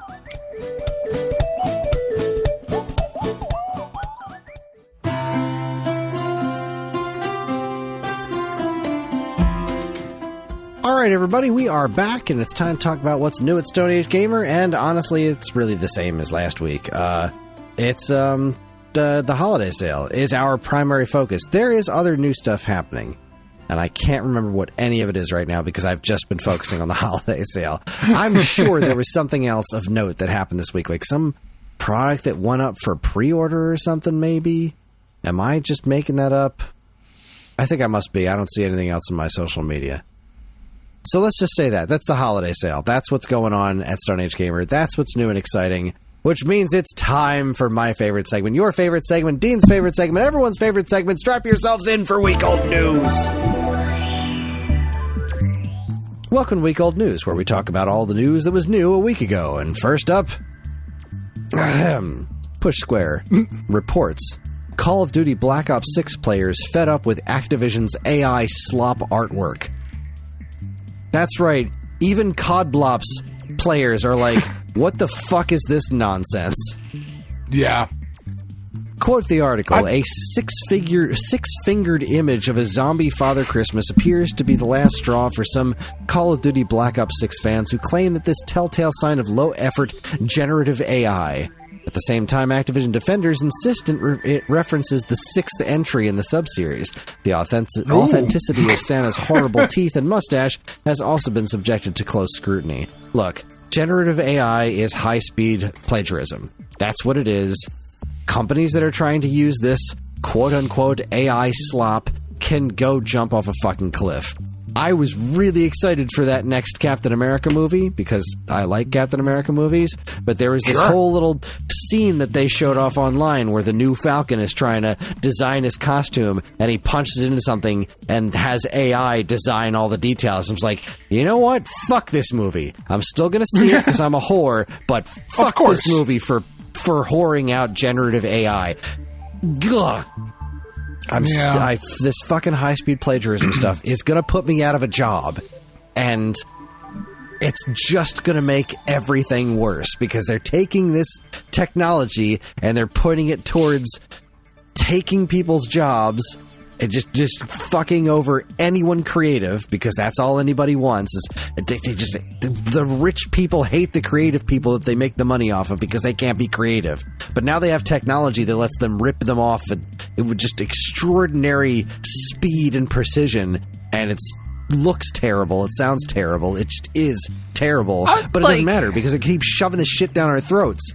Fucking Coca-Cola used generative AI to make their ad, and everyone hated it, but they didn't didn't make the company bat a fucking eye. They don't care because they did it for a fraction of the price, even though they had to spend a bunch of money getting editors to make it look even vaguely decent. So, like, they didn't save, I guess, a lot of money. Maybe at that point they could have just done it with live-action actors and been done with it, but then they would have had to pay those people instead of paying somebody pushing buttons at a computer. I don't know. I hate all of this high-speed plagiarism. I fucking hate it. It sucks.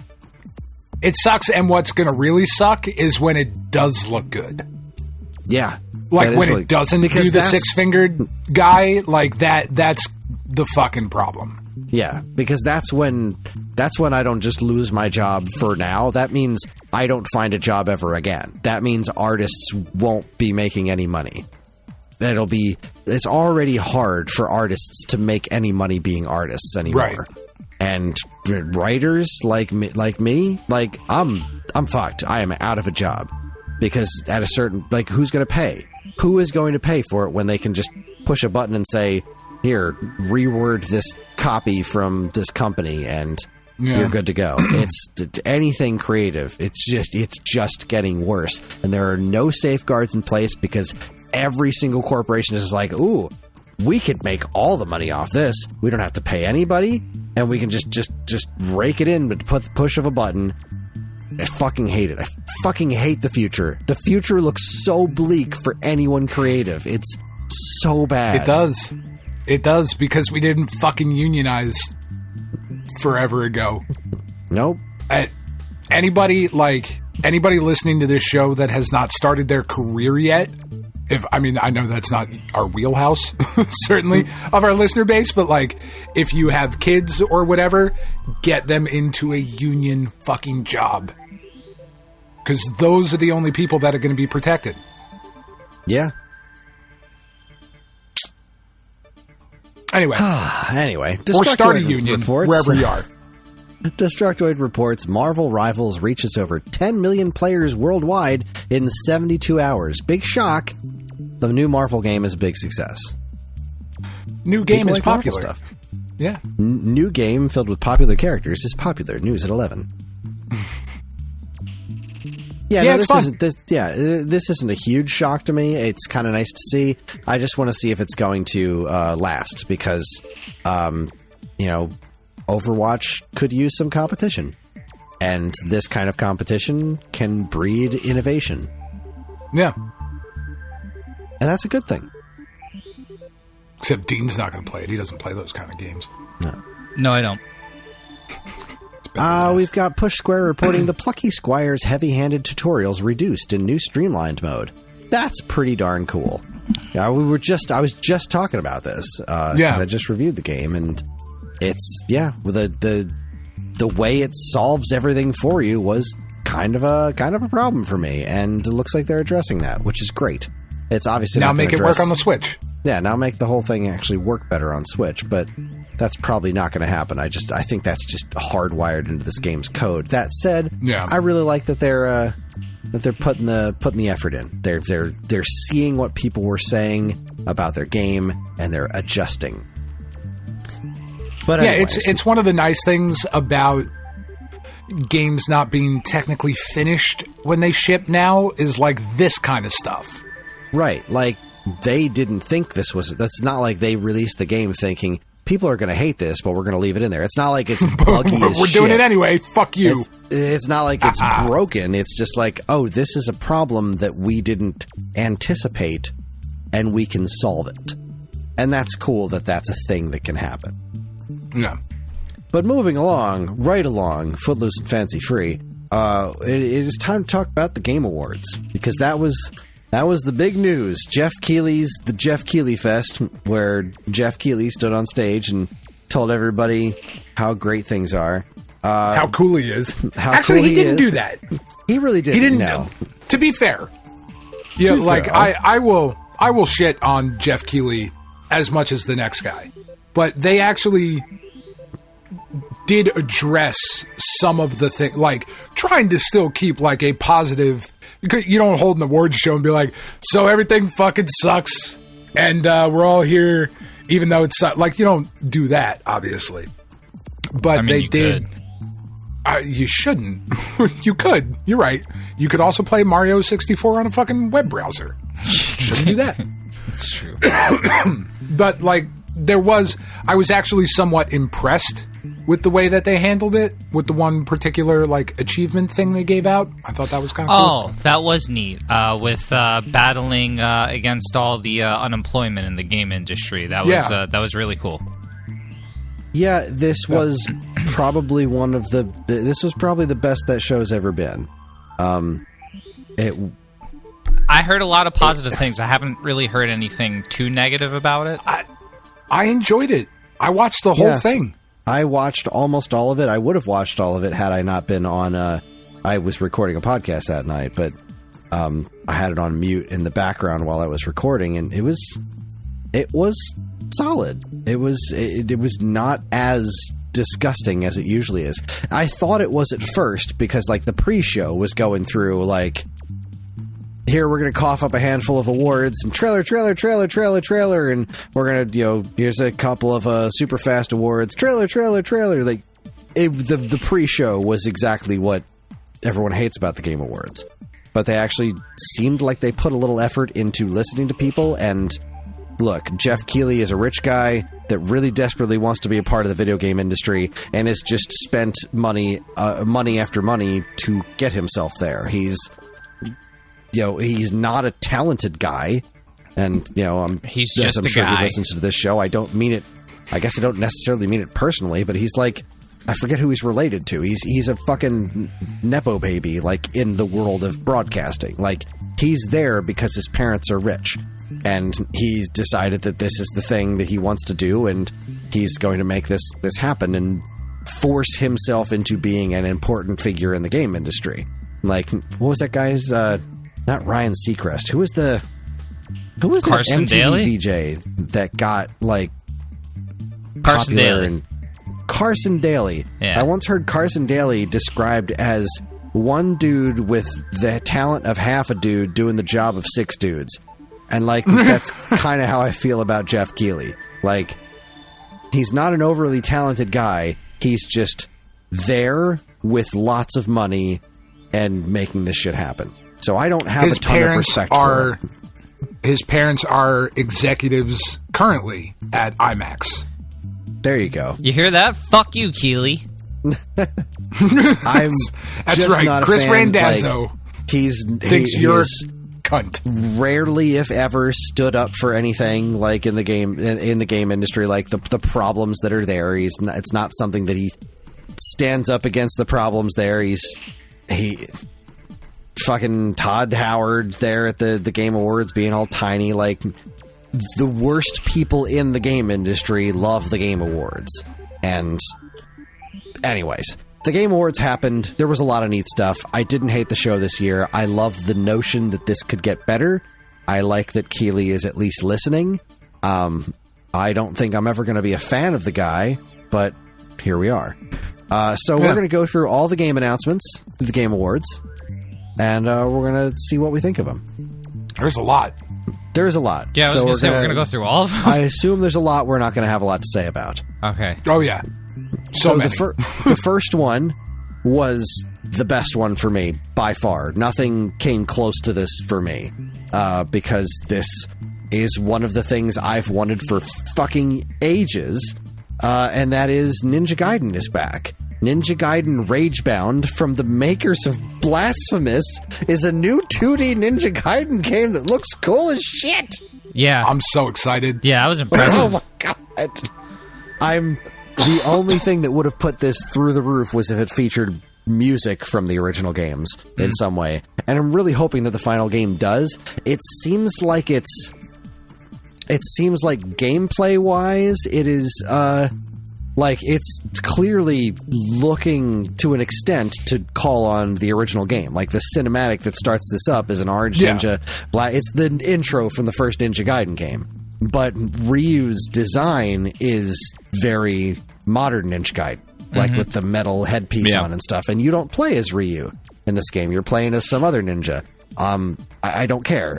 It looks cool as hell. It looks absolutely cool as shit. I've wanted to play Blasphemous for a while. I just have not gotten around to it, but I've always thought that game looks amazing.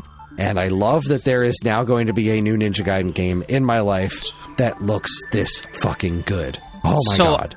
I am curious to see how it plays, because Blasphemous plays more like a Castlevania, like Symphony of the Night sort of game, which, I mean, I can't confirm or deny what this plays like. That's just what it resembles, is one of those sort of games, which would be hella exciting. But it could also be just an old school, Ninja Gaiden game with a new coat of paint. So I'm excited to see where it goes. I would not be upset to see Ninja Gaiden go Metroidvania. Yeah.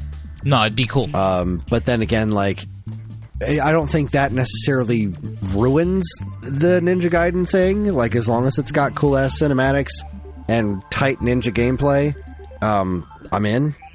It looks like it's got everything I want. I can't wait to learn more. This looks great. Yeah. If Blasphemous is fucking awesome, that game is fucking great. I haven't played the sequel. I assume it's even better. The ending's stupid, but I like the game. What's that? The ending's stupid as fuck, but I like the game. Well, I'm not. Yeah, like not talking story, like just ending. Like actually playing the game. Blasphemous feels really good to play. Like, and it was a hard game. I thought it was yeah. It had a lot of like weird bullshit where you had to do things in the right order, especially if you really, really wanted to get like the best ending. But it was good. I mean, the cinematics were incredible. Like, some of those bosses were really fucking disgusting and off-putting. Yeah. Yeah, that what was it, the baby? Ugh. Yeah, that thing was fucking gross, man. Like, it was just they're a really talented developer, and to see them tackling Ninja Gaiden is something else that's awesome. Cool. Yeah. Yeah, super. That was the best announcement for me. Next up, I'm pretty sure these are in order. One Move Away. It's basically that unpacking, looked kind of cool, but in a car. It looked like unpacking, but throughout like a longer period of life. Yeah, there's a lot of shit out like that right now. There's a game called Lost and Found. I think that's out on Steam, where you're just playing as a Lost and Found, but you're organizing the objects and shit and handing them back to people and whatnot. Those seem like they're on the rise. Cozy games, as they're called, are on the rise, right. Which is cool. Yeah, I'm excited to see how these weave into gaming, because I don't think they're fully explored even in the slightest. Next up, Slay the Spire 2 is a thing that's happening. I know a lot of people like to Slay the Spire. I still don't even really know what it is, and I'm okay with that. If you want more from Balatro, go play that. I mean, this has been announced for a while. I'm sure they just showed a new trailer there because, that's cool and all, but it's the same fucking game. Like, no hate or anything, but if you like Slay the Spire, you're definitely gonna get a lot more. Well, there you go. Yeah, I'm actually my Penny was really excited because she I put in our Discord like, no shock, my longest game played this past year was MLB The Show, and I put, however many 100 hours or whatever the fuck into it. And Penny's longest game played this past year was Inscription. And she's put 132 hours into Inscription. Yo! It is not that long of a game. It's not, but she's like done everything and just loves it so much that she keeps going back to it. So she was like, I really want another one of these. And when we were watching Game Awards last night, she saw that and she was like, all right, that looks fucking cool. If I clean downstairs tomorrow, can you get me Slay the Spire? And I was like, fuck yes, it happens to be on sale on Steam right now for like $8. All right. Dave the Diver in the Jungle is teased. Dave the Diver continues to be a super successful game, and it's getting more DLC. Imagine our shock. This is just DLC. It's not a new game. Yeah, it's DLC. Dang it! I was hoping Warren it was a new game. Spector Studios got a new game coming out, and really good for him. I don't dislike Warren Spector. He's done a lot of really cool stuff in the past, even though it's stuff that doesn't click with me. Like, I don't think Epic Mickey turned out as well as it looked. But, everyone loves Deus Ex, so this thing's called Thick as Thieves. It's a stealth action multiplayer game, and it's nice to see a Warren Spector still plugging away, doing his stuff. Yeah, it looked kind of cool. I'm never going to play it, but it looked cool. Yeah, same here. Never going to play it, but looks cool. This one I actually might play. Shadow Labyrinth is... so, if it wasn't... Pac-Man episode of Secret Level, which I haven't watched yet. Bro, I saw that the day before this, and I was like, what the fuck is happening?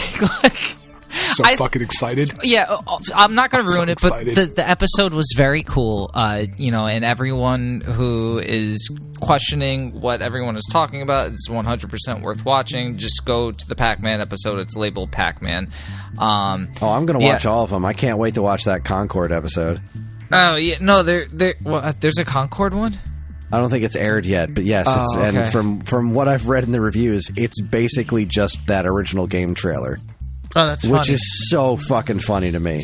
So far, all of them have been really good. All of them that I've seen have been really good. I think I've only seen like 2 or 3. My favorite was the Warhammer one because it's not like a follow-up to the game, but it's that character's in there, so it was cool to see him. But yeah, this looked really freaking cool, and like I said, the fact that I saw that and I was like, man, this is really weird. Such just a brand new take for like a one-off on a TV show. That's something else. And then, of course, like fucking clockwork, there is the fucking game that's out now, which I mean, kind of looks like a Hollow Knight almost. Certainly looks like something. It looks crazy and weird, and I don't know why somebody thinks it's a good idea to turn Pac-Man into a horror thing, but fuck it. Why not? Let's do it. I could not be any more excited for this. I am so fucking excited for this game. This is such unhinged creativity and nonsense. Yeah, let's explore. I can't fucking wait. Let's do it. I wish Yars Rising was half as good as this. The idea of taking a classic arcade game like Pac-Man or Yars' Revenge and turning it into a Metroidvania is insane. So to make it work, you should be completely insane. And Yars Rising was not completely insane. It was a decent Metroidvania from way forward. It wasn't amazing, wasn't bad. This is the degree of unhinged that you have to be to make something like this work. Who's the company that's developing this game? Bandai That's a Namco. good question. Is it? I mean, they're definitely publishing it. Publishing That's the only thing that's shown in the trailer. Is Pac-Man Shadow Labyrinth? Yeah, it's just called Shadow Labyrinth. Okay, Shadow Labyrinth. What does Steam say? Actually, it is a in-house production. Bandai Namco will be developing it's an internally developed thing. That's so crazy to me. I'm so excited. Yep. Yeah, looks man. amazing. Let's see. Where are we? Steel Paws is there's a new mobile game from Yu Suzuki called Steel Paws, coming to Netflix games in 2025. Yep. So I thought Air Twister was a pile of trash. So I can't say I'm super interested in Yu Suzuki's output anymore, but he's still always going to be Yu Suzuki. So there's something there. But oh boy, there's no, as far as I know, there wasn't any gameplay in this. It was a little cinematic thing, hey, Yu Suzuki's doing a thing. All right, cool. Air Twister sucked. So let's see. Kyora was the game that everyone thought looked like Terraria. Oh yeah, the mining game. Some people said it was kind of like Noita, which is basically Terraria, but every single thing on the map is pixel generated. So when things explode, it explodes into little tiny particles that you can see. It's fairly interesting to look at. I'm sorry, I'm rambling. Go ahead. Yeah, you missed a couple. Yeah. I'm just running down this list that's here, so maybe it's not in order. What did I miss? Tales of the Shire, that Lord of the Rings farming thing that I think looks fucking awful. Oh yeah, like that not looks atrocious. that it's a farming game. I think it looks like visually off-putting. Well, then why'd you bring it up, you goofball? Because we're going through the list. I don't see it on this list, so I'm going to... What list are you looking at? It was on there something somewhere. on Twitter. Oh, okay. All right. Well, let me know what else. Let me know if I skip anything else. That's like some Phoenix shit. Stallcraft Operations.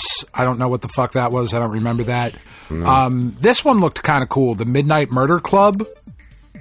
They showed a trailer for the crossplay beta that's out right now. Like, this looked kind of cool. Like, you're in an old-timey looking mansion and you have like a revolver and somebody else has got a flashlight, like a co-op murder thing. I don't know. That looked pretty cool. I thought that looked neat too, and that's not in this article. Eurogamer has an article that says everything announced at the Game Awards in 2024. No, those are always bullshit, man. Yeah. I mean, I have a big ass list, but I don't want to go through all these. I mean, a couple of the other big ones is obviously there. I mean, do you want to talk about the big ones? Like there was the Okami sequel.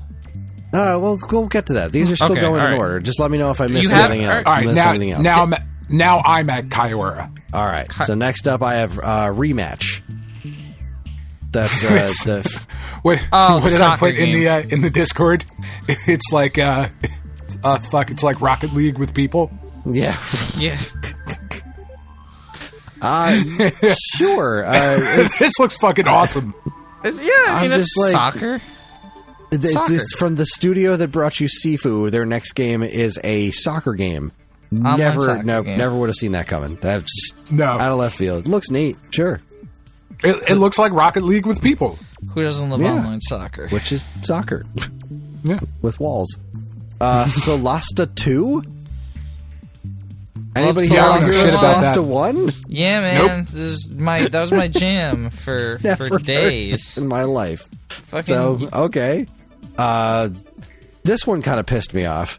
Because he's up there being like, we like to talk about, games that are in the past and games that are now. We also like to talk about things that are in the really distant future. So, coming out in like 3045, here's the trailer for The Witcher 4. Like, okay. Here's a big cinematic trailer for The Witcher 4 that's coming out. I mean, this game's got to be, at least 2-3 years out at this point? Like, that just made probably. me... Ugh. Whatever, me plenty I'm of sure. time to play The Witcher 3. But it's Witcher 4.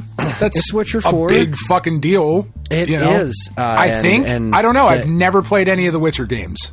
I haven't either. They're extraordinarily popular, and people already hate this one because it stars a woman. Now, I've seen we're the doing show. That now? Oh, God. I'm all about, I know who this Siri character is, and I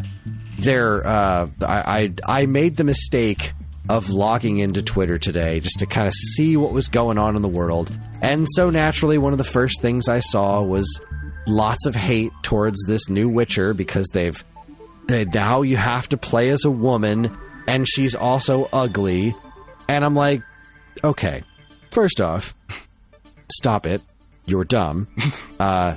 This is the story that this series was always heading in this direction. Like, her becoming a Witcher is kind of one, I'm not a Witcher expert, but that's kind of one of the main things that's part of this story. And second off, this obsession with the women in video games not being fuckable enough is insane, but also, the character model for Ciri is objectively not ugly.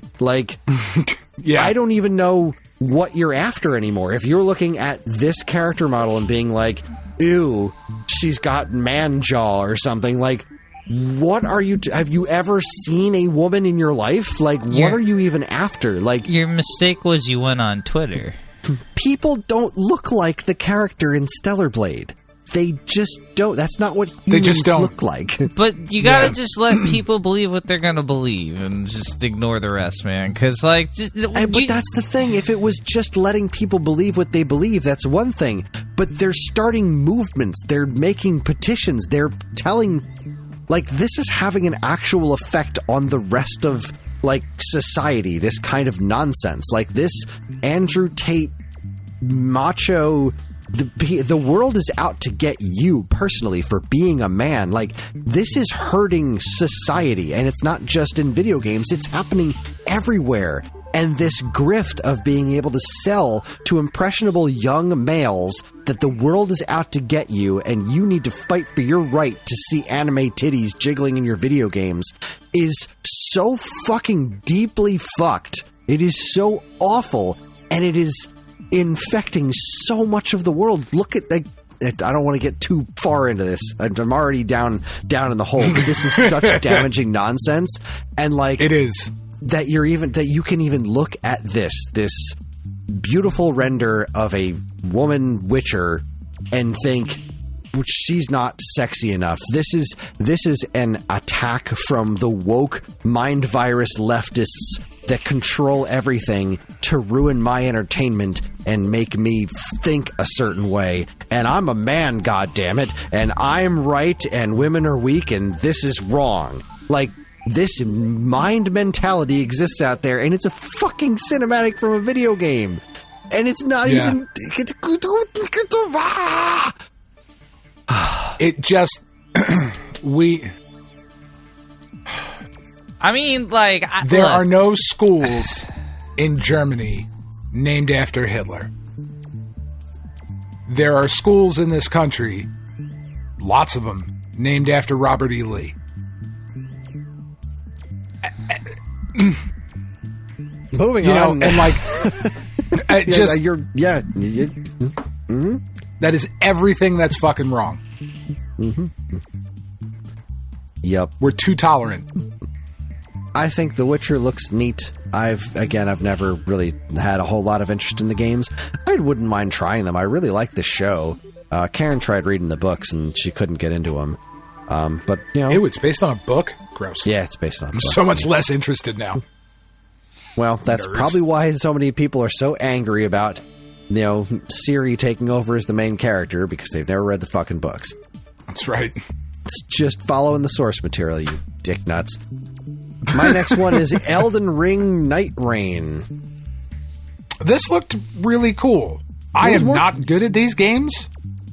It looks kind of like Celtic Irish mythology. Somebody in the Discord pointed out how much more colorful it was than previous From Software stuff, and I did notice that. This game's got some color in it. It's not, cool. Just a bunch of dog shit browns. It looks neat. Again, I would like to at some point have the time to play a game like Elden Ring.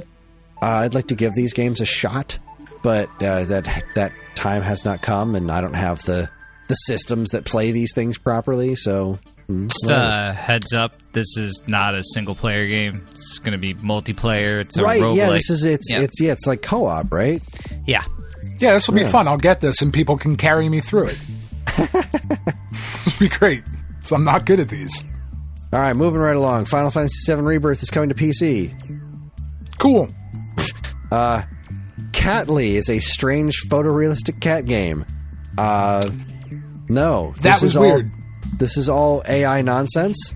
This is a game that I've seen today. Doesn't come from a studio that's apparently ever done anything before. This was just like somebody paid the Game Awards a bunch of money to put this on the screens, and it's coming to Steam, to PC. iOS, and Switch. No, not iOS.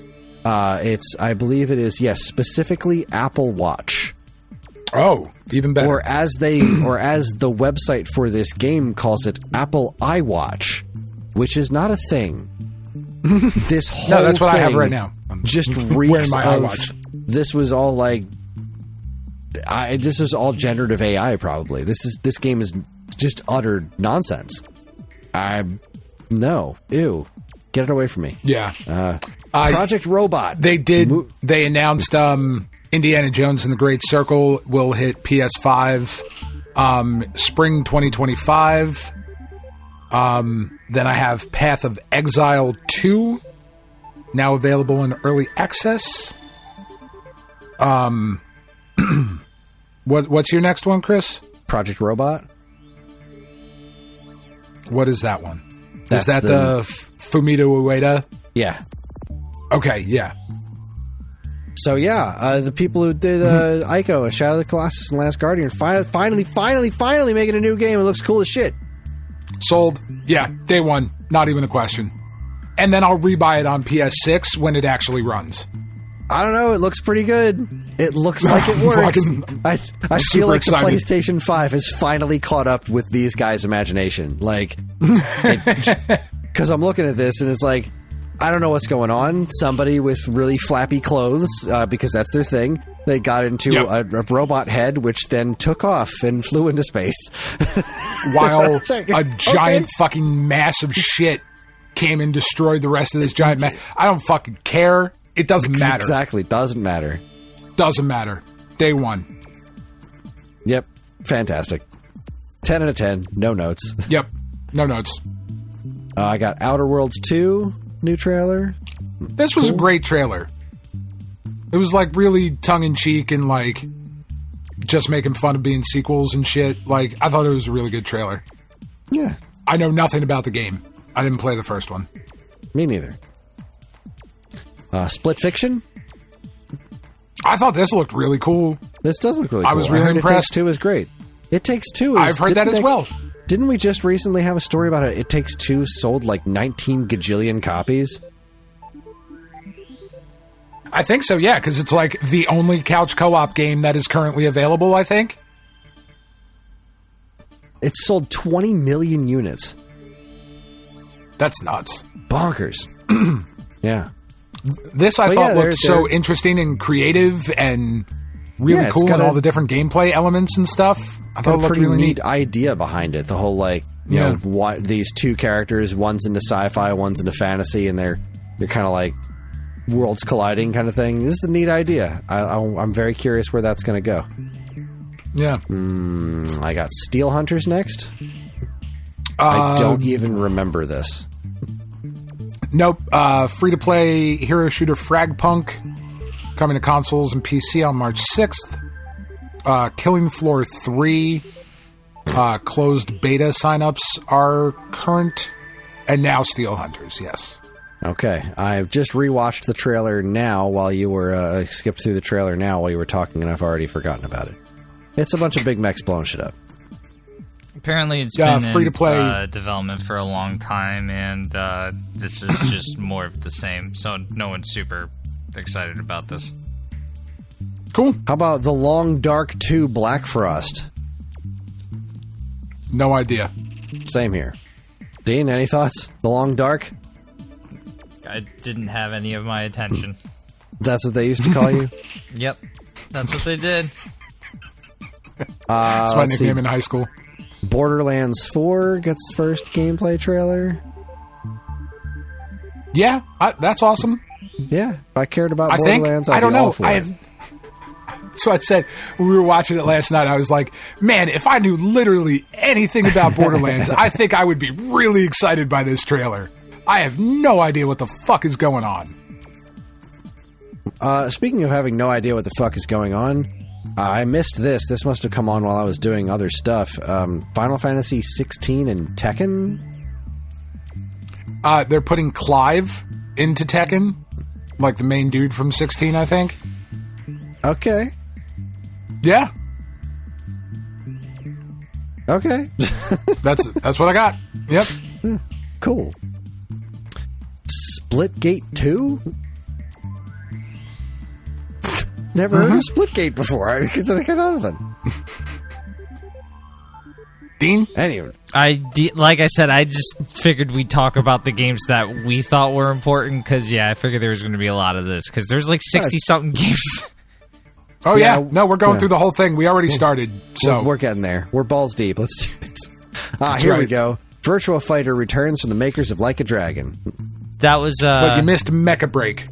Did I, though? That's the Gundam-looking game. That one I think looks actually kind of cool. I have no recollection of it, but I trust your judgment.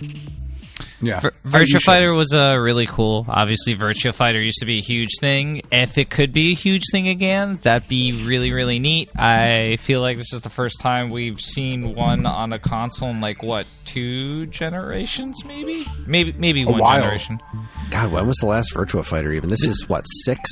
This is 5 Revo, but there was a 6. Let's see when 6 came out. Virtua Fighter 6 came... Whoa. No.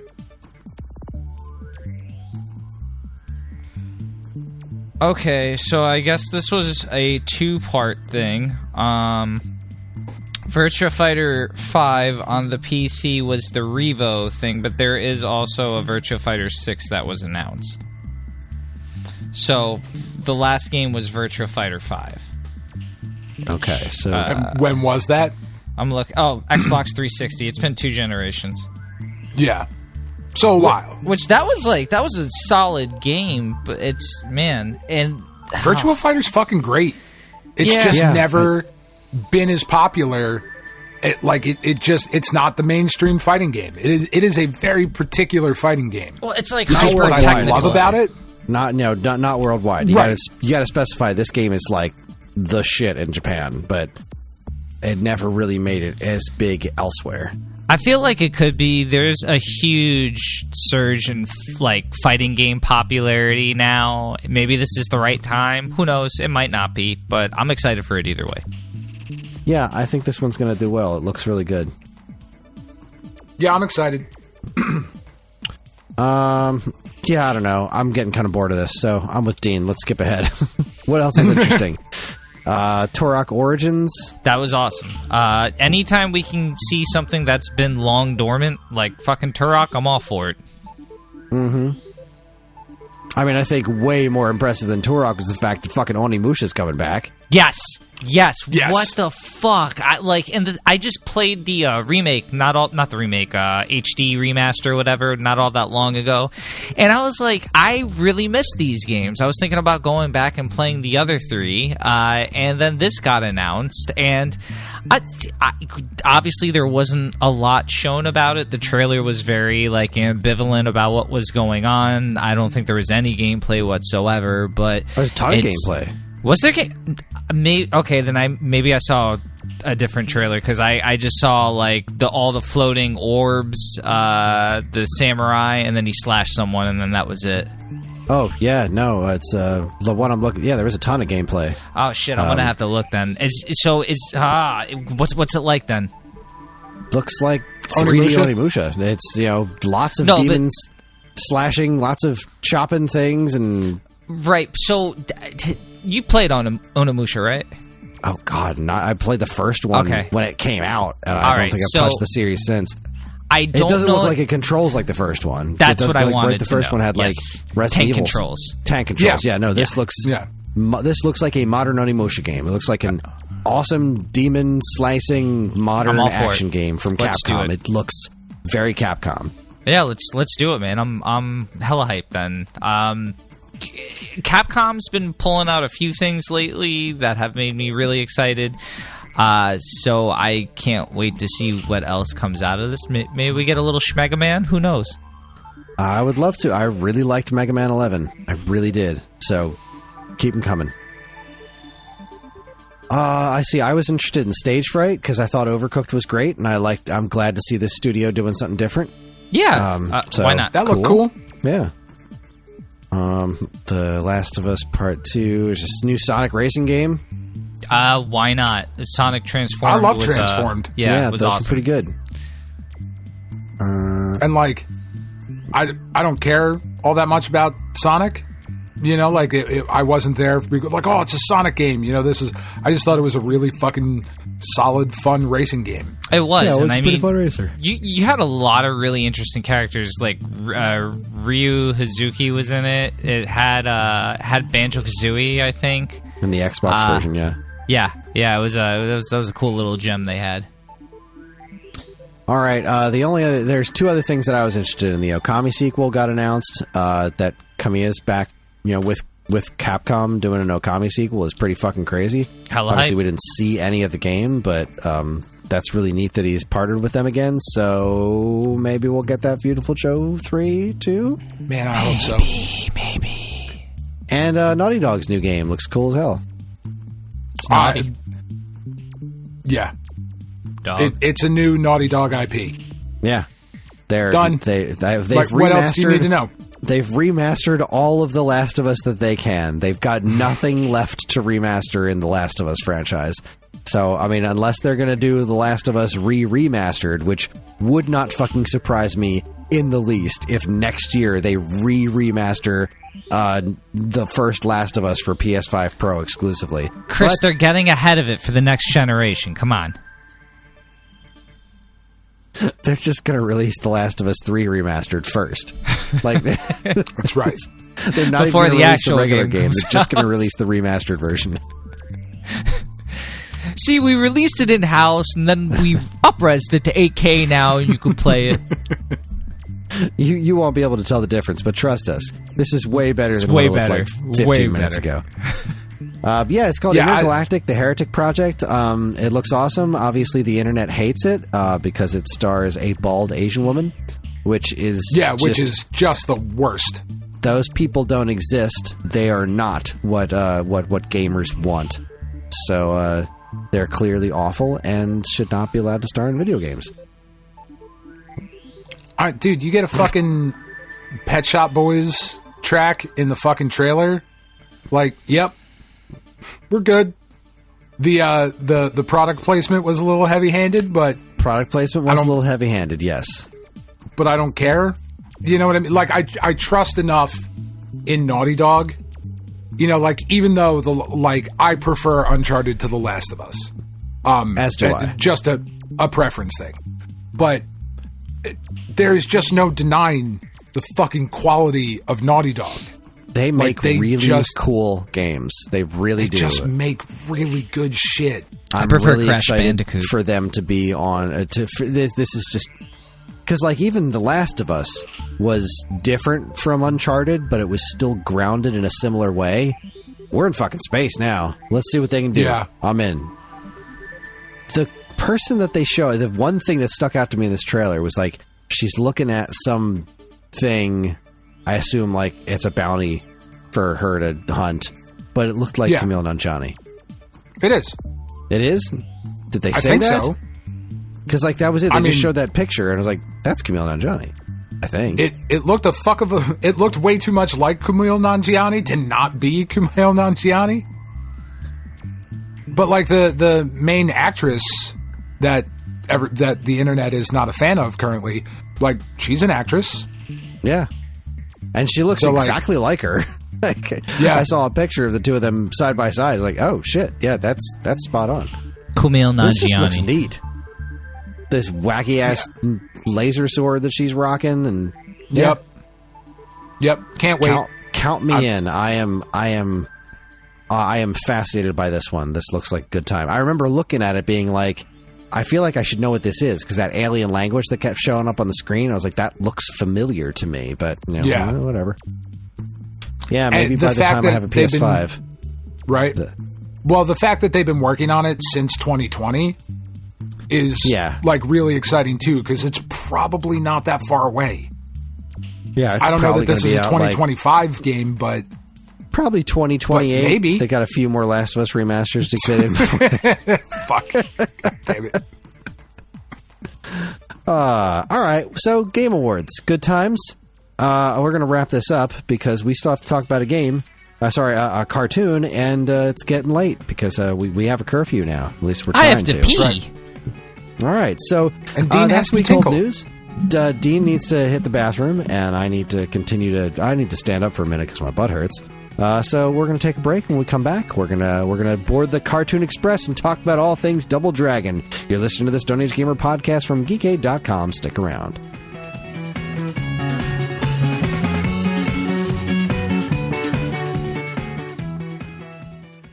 Hey there, Stone Age Gamer fans. Are you also fans of Star Trek? Well, maybe you'd like to listen to yet another podcast, maybe yet another Star Trek podcast. You see, me and my friend Majid, every other week, we talk about the original series, we talk about Strange New Worlds, we talk about Star Trek. We have a third friend, Brad, who's sometimes here, but he hasn't been. I don't know why. So come on over and listen to our show, Yet Another Star Trek Podcast, at yetanothersTpod.com or wherever you get your podcasts.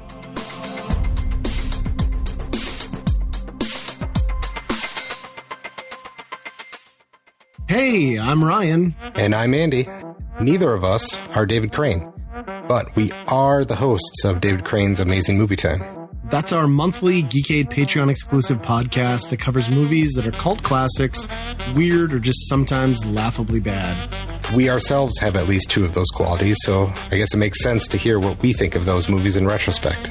You can hear all that and more by becoming a Geekade Patreon supporter. And, as always, be kind, rewind.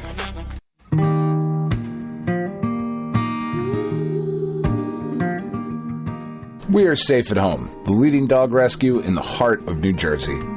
Are you searching for a loyal companion, a dog that will bring love and joy to your home? Look no further than Safe at Home. At Safe at Home, we believe in giving every dog a second chance.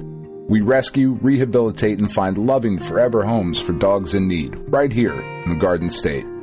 Our dogs are ready to make a lasting impact on your life. Each one has a unique story, a wagging tail, and an incredible capacity for love. When you adopt from Safe at Home, you're not just gaining a pet, you're becoming a part of our family. Our dedicated team ensures a seamless adoption process, providing ongoing support and guidance. With New Jersey's beautiful parks, beaches, and trails, you and your new furry friend will have endless opportunities for adventures and cherished memories. Safe at Home relies on the support of compassionate individuals like you. Your donations and volunteer work enable us to continue saving lives and finding forever homes for these amazing dogs. Join us in creating a safer, happier community for dogs in New Jersey. Together we can make a difference and give every dog the chance to feel safe at home. Visit our website or call us now to learn about how you can be a part of the Safe at Home mission. Safe at Home, because every dog deserves to be loved and protected. www.safeathomerescue.org.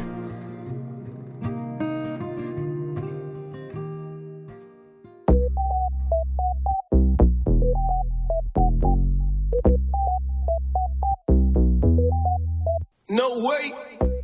Hey guys, Vestlord Dean DeFalco here, and if you like when I get on the mic here, good news. I'm in other places too.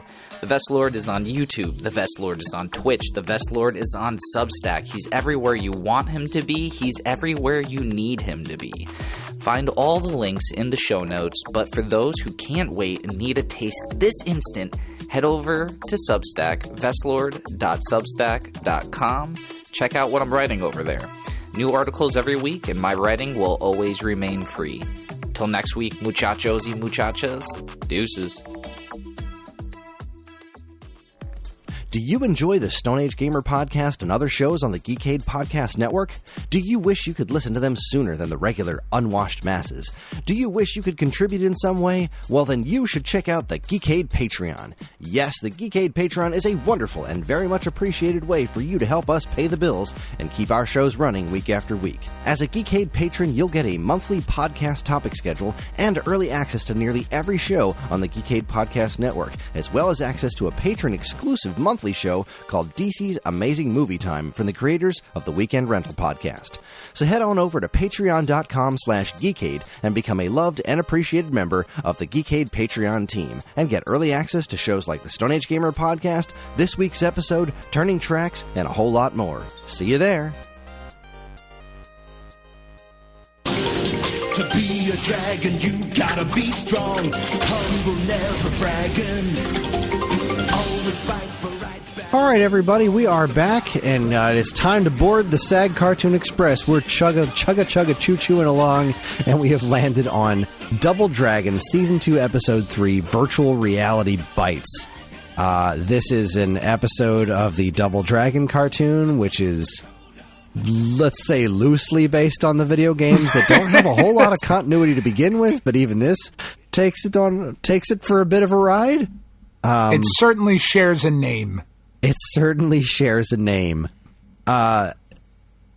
So yeah, this is all of the world's banks have had all of their money stolen, and it's got something to do with virtual reality. And they hire a hacker, the Double Dragons, and their other Double Dragon friends, because apparently they're like a team or something. They go into the internet, into the information, the ISH. Oh my god! All of the world, all the money in every bank in the world disappears. Hello, this is Armand with the World Bank. Dude goes out Bank. to a restaurant. Like shit is just okay. It's just fine. They opened. They're fine. They don't address all of the money disappearing from all of the banks until like 15 minutes into the episode. No, they that would be a fucking calamity. It was right at the beginning. They were like, "Oh, hey, must be Megabyte." They don't talk about Megabyte after that, but they lay the groundwork. There's a little foreshadowing there, Dan. If you were a fucking literature major, maybe you'd know that, you fucking pleb. First of all, it's plebe, because it's a plebeian, not a plebeian, you fucking literature major. Second of all, fair. However, I just, and you know what's fucked up about this? I mean, this was like, computer word. That's our fucking script. We're just going to say shit. It's fucking, a modem wormhole? The fuck? Yeah, they went too far. They were doing good till you went into the internet. Then the words stopped making sense. Well, I mean, here we are in 1994, where like the internet is just starting to happen, right? So like, somebody in the Discord was just like, they kept calling it the information superhighway because they didn't think anyone knew what the internet was. Like, no, that was what people called the internet. Yep. It was the World Wide Web, yes, the information superhighway, and then it eventually became the internet. Became like that was the name that everyone decided on. But it was generally referred to as the information superhighway at a certain point in time, and that's fucking hysterical. Yeah, I remember calling it AOL for a while. People always saying, if you want to go to a website, always pronouncing the www.something.com. Like, well, I mean, kids a long time ago, you had to type all that shit in. Nowadays, you could just type in a word and it fucking comes up. You couldn't do that way back when. Couldn't do a lot of shit way back when. Couldn't even look up porn way back when. I mean, you could, but it would just take a really long time. 13-year-old me and Nicole Eggert would fucking beg to differ, Dean. You waited that 20 minutes for that high-res picture. Oh, sorry. Fucking 20 minutes. 20 hours. Get that fucking picture of Nicole Eggert on the beach? You know the one I'm talking about. Finished at least 6 times before she even downloaded. Oh my god, that's right. I was just looking right into her eyes. We grew up on fucking squiggly porn. I was fucking happy to wait for a long time. Anyway. Anyways, I rather enjoyed this. I really did. That was the thing. It's like, okay. This was fine. It is not Double Dragon at all. Other than like the names. What was the big Asian man's girlfriend's name, or the lady he was seeing courting? Courting. You are trying to be nice. Literacy major. Well, thank you. But, like, all right, so whatever her name was, he said it over and over again to the point where, like, after I watched the episode, I just kept blurting it out because he said it. He had a very specific way of saying it, and it got stuck in my head. Because he must have said it 1,000 times because he's looking for her the whole episode. He's harking to her when she gets in trouble, and life of me, you're just trying. I am, but for the life of me, I can't remember her name, and it's something with an SH. But whatever it was, like it stuck with me. It really just stuck with me. Obviously not enough, but right after the episode, I was calling both my dogs that name over and over. Like, also, why did he kidnap her? Like, because she was like an undercover Interpol agent or something, and that's right. He didn't know that though. He only found out about that. Did he? I thought he knew about it, and I thought she said at the end that's why he kidnapped her. Well, in he that clearly ridiculous didn't, outfit. He that clearly people just wear these shapes around like dudes just in this skin tight leotard. Well, no. So what's the boyfriend guy? Big fella didn't know. Kona. Kona didn't know that she was whatever. But right. I don't think that guy knew either, because he was super surprised when the lady turns around and she's like, Black Fortress, do your thing. And that dude's like, what the fuck is happening? I thought he was just surprised that voice commands worked with her. Because, like, as I was sitting there, like, so she could have just told the computer to stop doing shit at any time? That's what I mean. He clearly at must literally not... any point. So no, Kris... only when it was funny. Either he's a fucking idiot or he had no idea, but either way, it doesn't look good for him. Like, he did it without doing any proper research. Like, I don't know. I don't know. Like, because I immediately sat back after that happened, and I was like, she could have just stopped this from happening the whole time. Like, the minute they went in there, she could have just turned this all around with him. Could have been like, she didn't have to have those three idiots come marching in and almost break the internet with them trying to touch it and be like, what happens? And then the bitch being like, don't touch it because you'll cause a glitch and it'll probably be your computer and maybe I'll lose you. And then he keeps fucking touching it. What's his problem? Does he have like an amoeba they didn't for stop a brain? touching anything. Like, what the fuck? Idiots. That fucking episode of this, don't touch anything, I'll touch anything I want.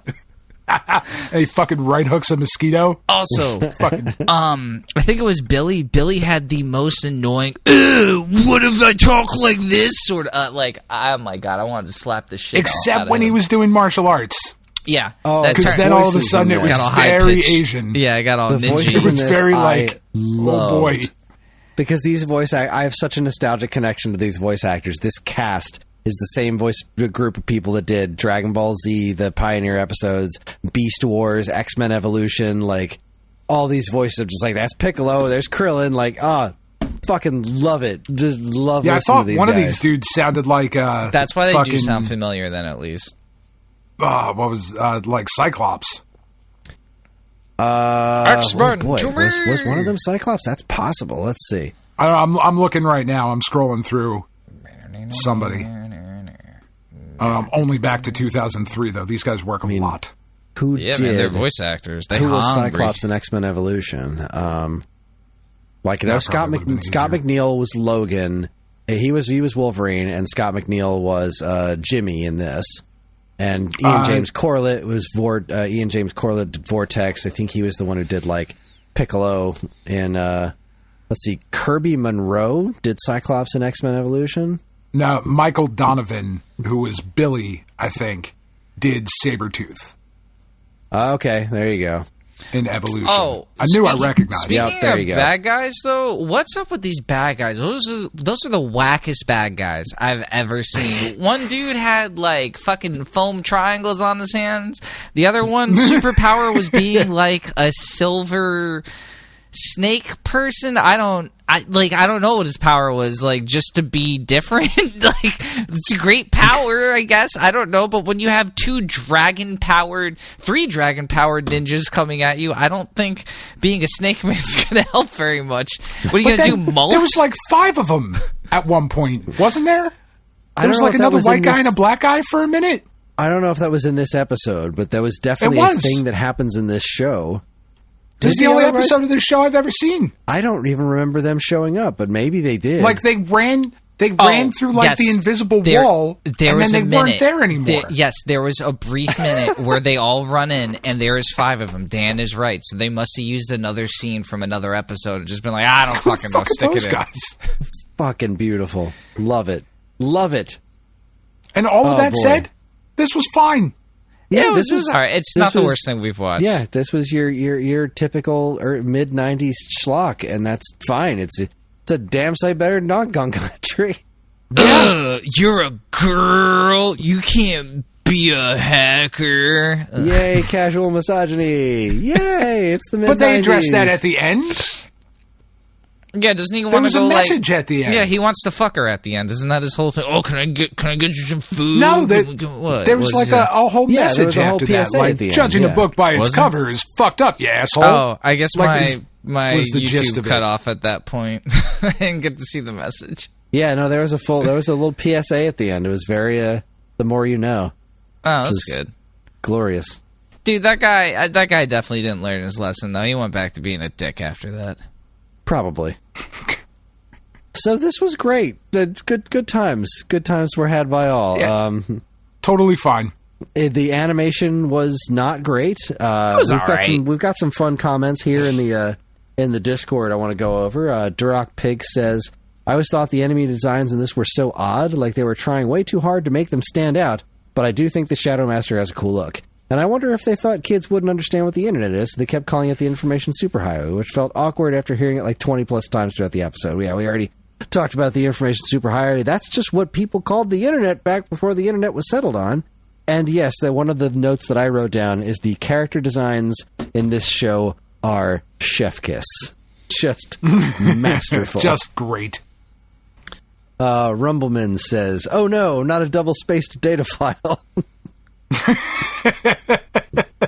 I don't know if I'm going to read all of this. Genix did basically just wrote a ton of stuff in here.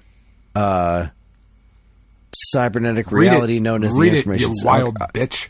All right, so I decided to take notes riff style as I watched the movie. This is all from Genix. Oh my god, this intro music sounds like a write-your-own-song assignment for a third grader. Off to a great start. He said dump. Jimmy calling Kona the preferred maneuver sounds very catcallish.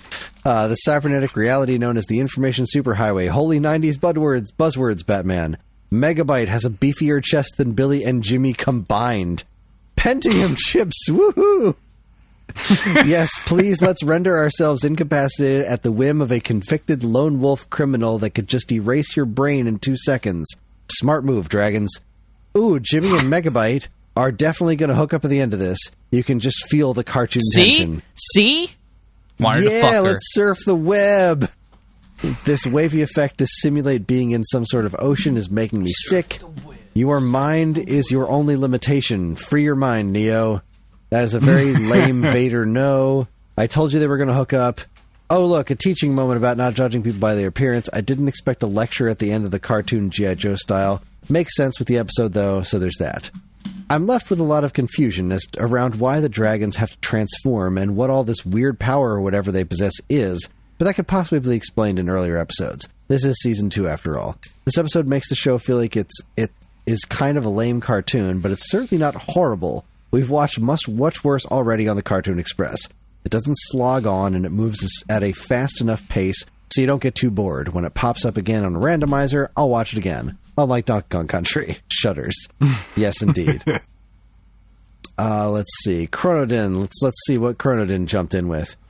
Oh man, gotta go watch this train wreck. Holy cow, just watching the intro. I don't remember the theme song as much, which is hard to believe with such Shakespearean wordsmithing, such as, to be a dragon, you've got to be strong. Humble, never bragging. I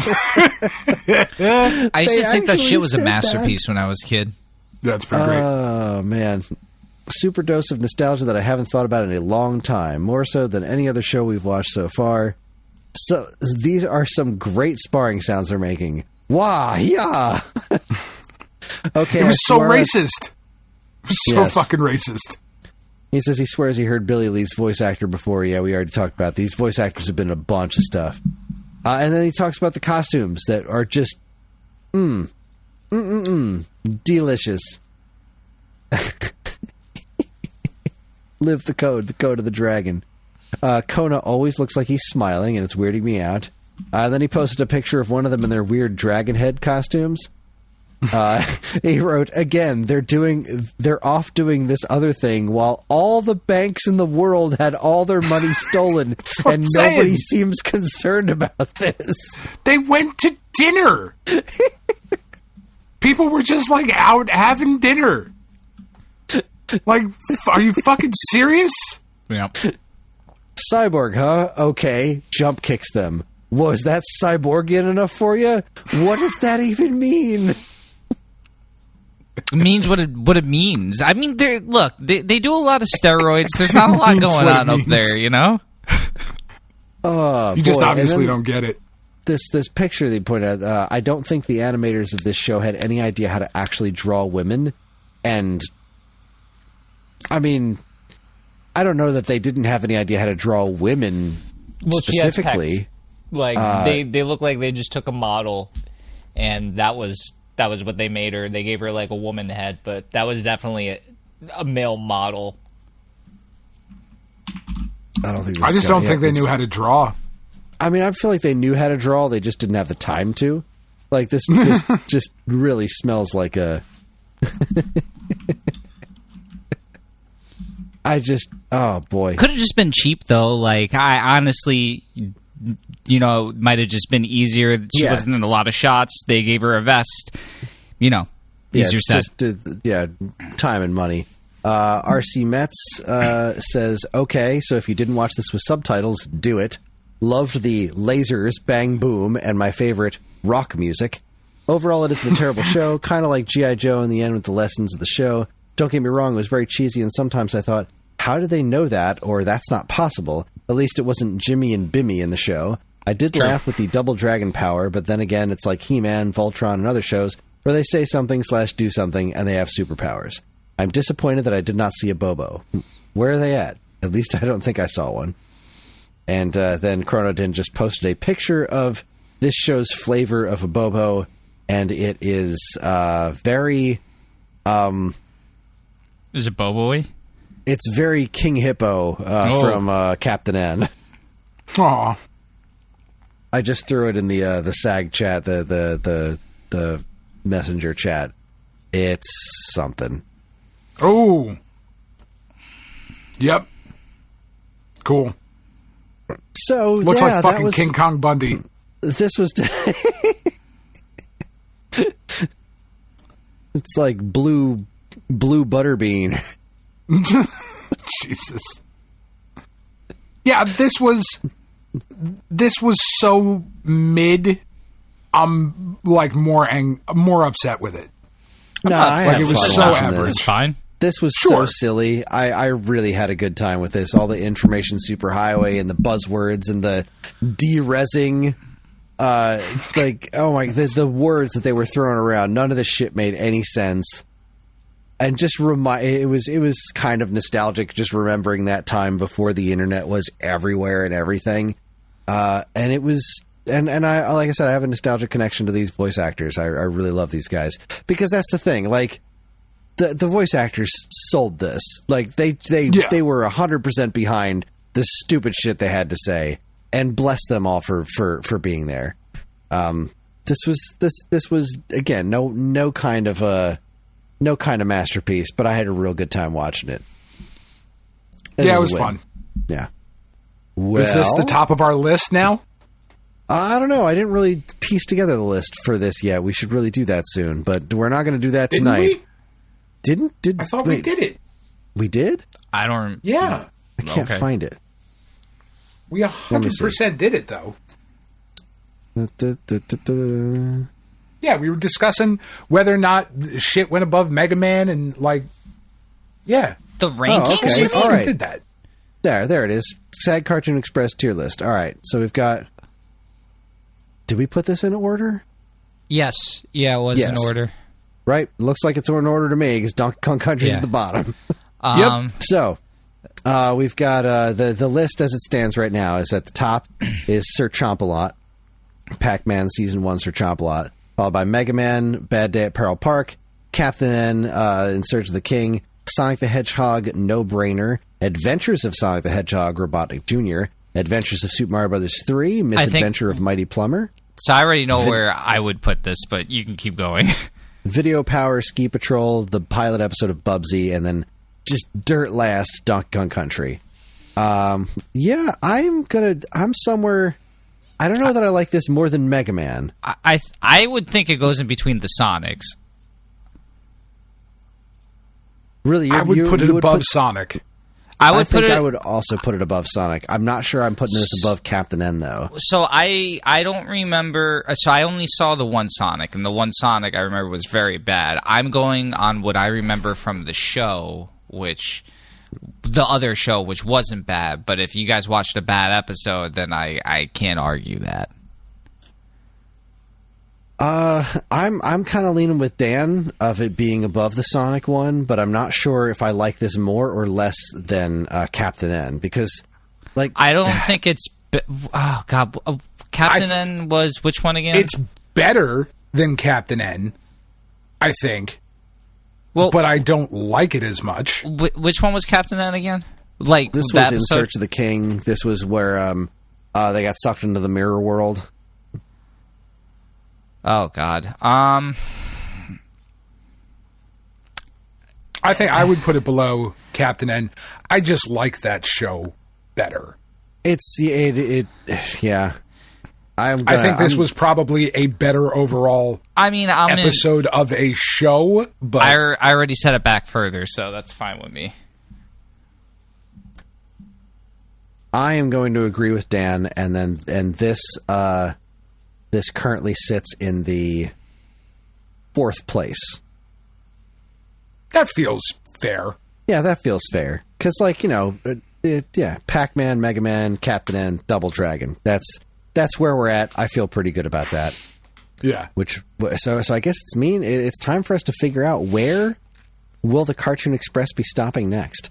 Now we decided last time that we're not doing. We're not going to do per year, right? We're annualizing this, so we're not going to do any more than one episode of the same show within the same year. So we're in no danger of watching another Donkey Kong Country episode until we're done.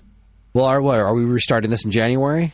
So I think we should restart in January, so. But I also think we had a little conversation. Maybe we could broaden the pool a little bit, make it a little crazy. Yeah. I don't think I have time to do that now, but I don't know. Do we want to... Dean was suggesting that we open it up to newer shows past Donkey Kong Country. How do you feel about that? I don't... So Sonic Underground was before Donkey Kong Country, if that's the cutoff. I just thought there were other shows that maybe hadn't been explored. I don't know enough to make an informed decision, so let me look into it, and we will, I think, get back to the audience about the next stop on the Cartoon Express. If it's a matter of restarting... Sonic Underground premiered 2 years after Donkey Kong Country. Really? It doesn't feel Sonic like Underground it. was 99. Donkey Kong Country premiered in 97. I was a wee lad back then. I extended the whole thing just to fit Donkey Kong Country. Like, that was the cutoff. That was the most modern one. But if we extend this to everything, there's some pretty cool shit we could cover, that's all I'm saying. There is. I understand, and I'm just saying, if you need some help, we could chill one night, and then you let me know what you want, for your priorities or what you need, your search, and I can definitely throw some stuff your way. We pick based on what we have. Well, yeah, obviously, because there's tons of shows we haven't hit yet. There's tons. So let's look at the playlist we have right now, the Cartoon Express playlist, and see where we land. And then if we want to expand into more shows as the year goes on, we can add more shows, because we didn't start with everything in there. We still had to add the fucking video power stuff as we got it. And if we need to expand, then we can expand. But where's the cutoff? I think are we including it becomes a very different... Why not? Yeah, I was going to say, it becomes a very different thing, because at that point, if we're doing Castlevania, then I don't think it's part of this. I think we do an episode by episode watch along with fucking Castlevania. It's once you get to the more modern stuff, it starts to take on a... That's why we cut off when we cut off, is because the more modern stuff becomes higher quality and it becomes less disposable. That was kind of the point of this, is that these old things are such one-offs and you can jump in the middle of anything, Whereas if we're talking about even something like Pac-Man and the Ghostly Adventures, there was a through line in that, you know? Like, yeah, that show's fucking great. Like, yeah. And it just kind of like, where does that place on the tier list? Well, it's the fucking top, obviously. Like, there's no fucking conversation to have there. You know, like that. Where's Castlevania? Well, that's probably above Pac-Man. Moving on. Like, yeah. and then there's just no... I don't know. You make it like very open and shut, and like I understand that it would rank above this stuff, but I still think it would be interesting, particularly further on when we're. It's fine. Let's just keep moving on. I'm not disinterested in the notion in general in the future, but I think this needs to go on a little bit longer, and we need to see more of the shows that we haven't seen yet before we add more to the pool. I think that's where I'm at. But regardless, this was December's, so we're wrapped up. So everything's back on the table. That's right. Starting 2025. Fuck. And I already have a good feeling because I clicked the old randomizer and we wound up with The Legend of Zelda, Season 1, Episode 8, Underworld Connections. Outstanding. So the first stop on the SAG Cartoon Express for 2025 will be The Legend of Zelda, Season 1, Episode 8, Underworld Connections. And there we have it. We're kicking it off well in 2025. I'm excited. You're excited. We're all excited. And with that, let's go to bed. Okay. Good night. Any final thoughts on Double Dragon before I close this down? Good night, Musclehead. Whatever the fuck she called him. Musclehead. Okay, that's our show. Join us next time for what I feel should become a more common tradition. We're going to be doing the SAG mailbag. Send us your questions, no matter how silly, and we will answer them. We're on most social media platforms, and if you want to get in touch with us, we aren't very difficult to find. All it takes is a quick look at our show notes, and you'll see links to our social media accounts, as well as all manner of other fun stuff, like a link to our namesake, StoneAgeGamer.com, and more useful links than you can shake a joystick at. If you'd like to get early access to this show's episodes, as well as a bevy of other shows on the Geekade Podcast Network, check out our Patreon, also linked to in the show notes. It helps keep the show running week after week, and all our patrons are loved and appreciated. This show's theme song, Squared Roots, was written by Banjo Guy Ollie. You can learn all about his wonderful music and more by following the link to his YouTube channel, also in the show notes. And finally, as always, we'd like to thank our intrepid editor, Evan, for making the show listenable for all you folks. We'd like to thank all you folks for listening in the first place. That is it. On behalf of Dan, Dean, and myself, keep playing games.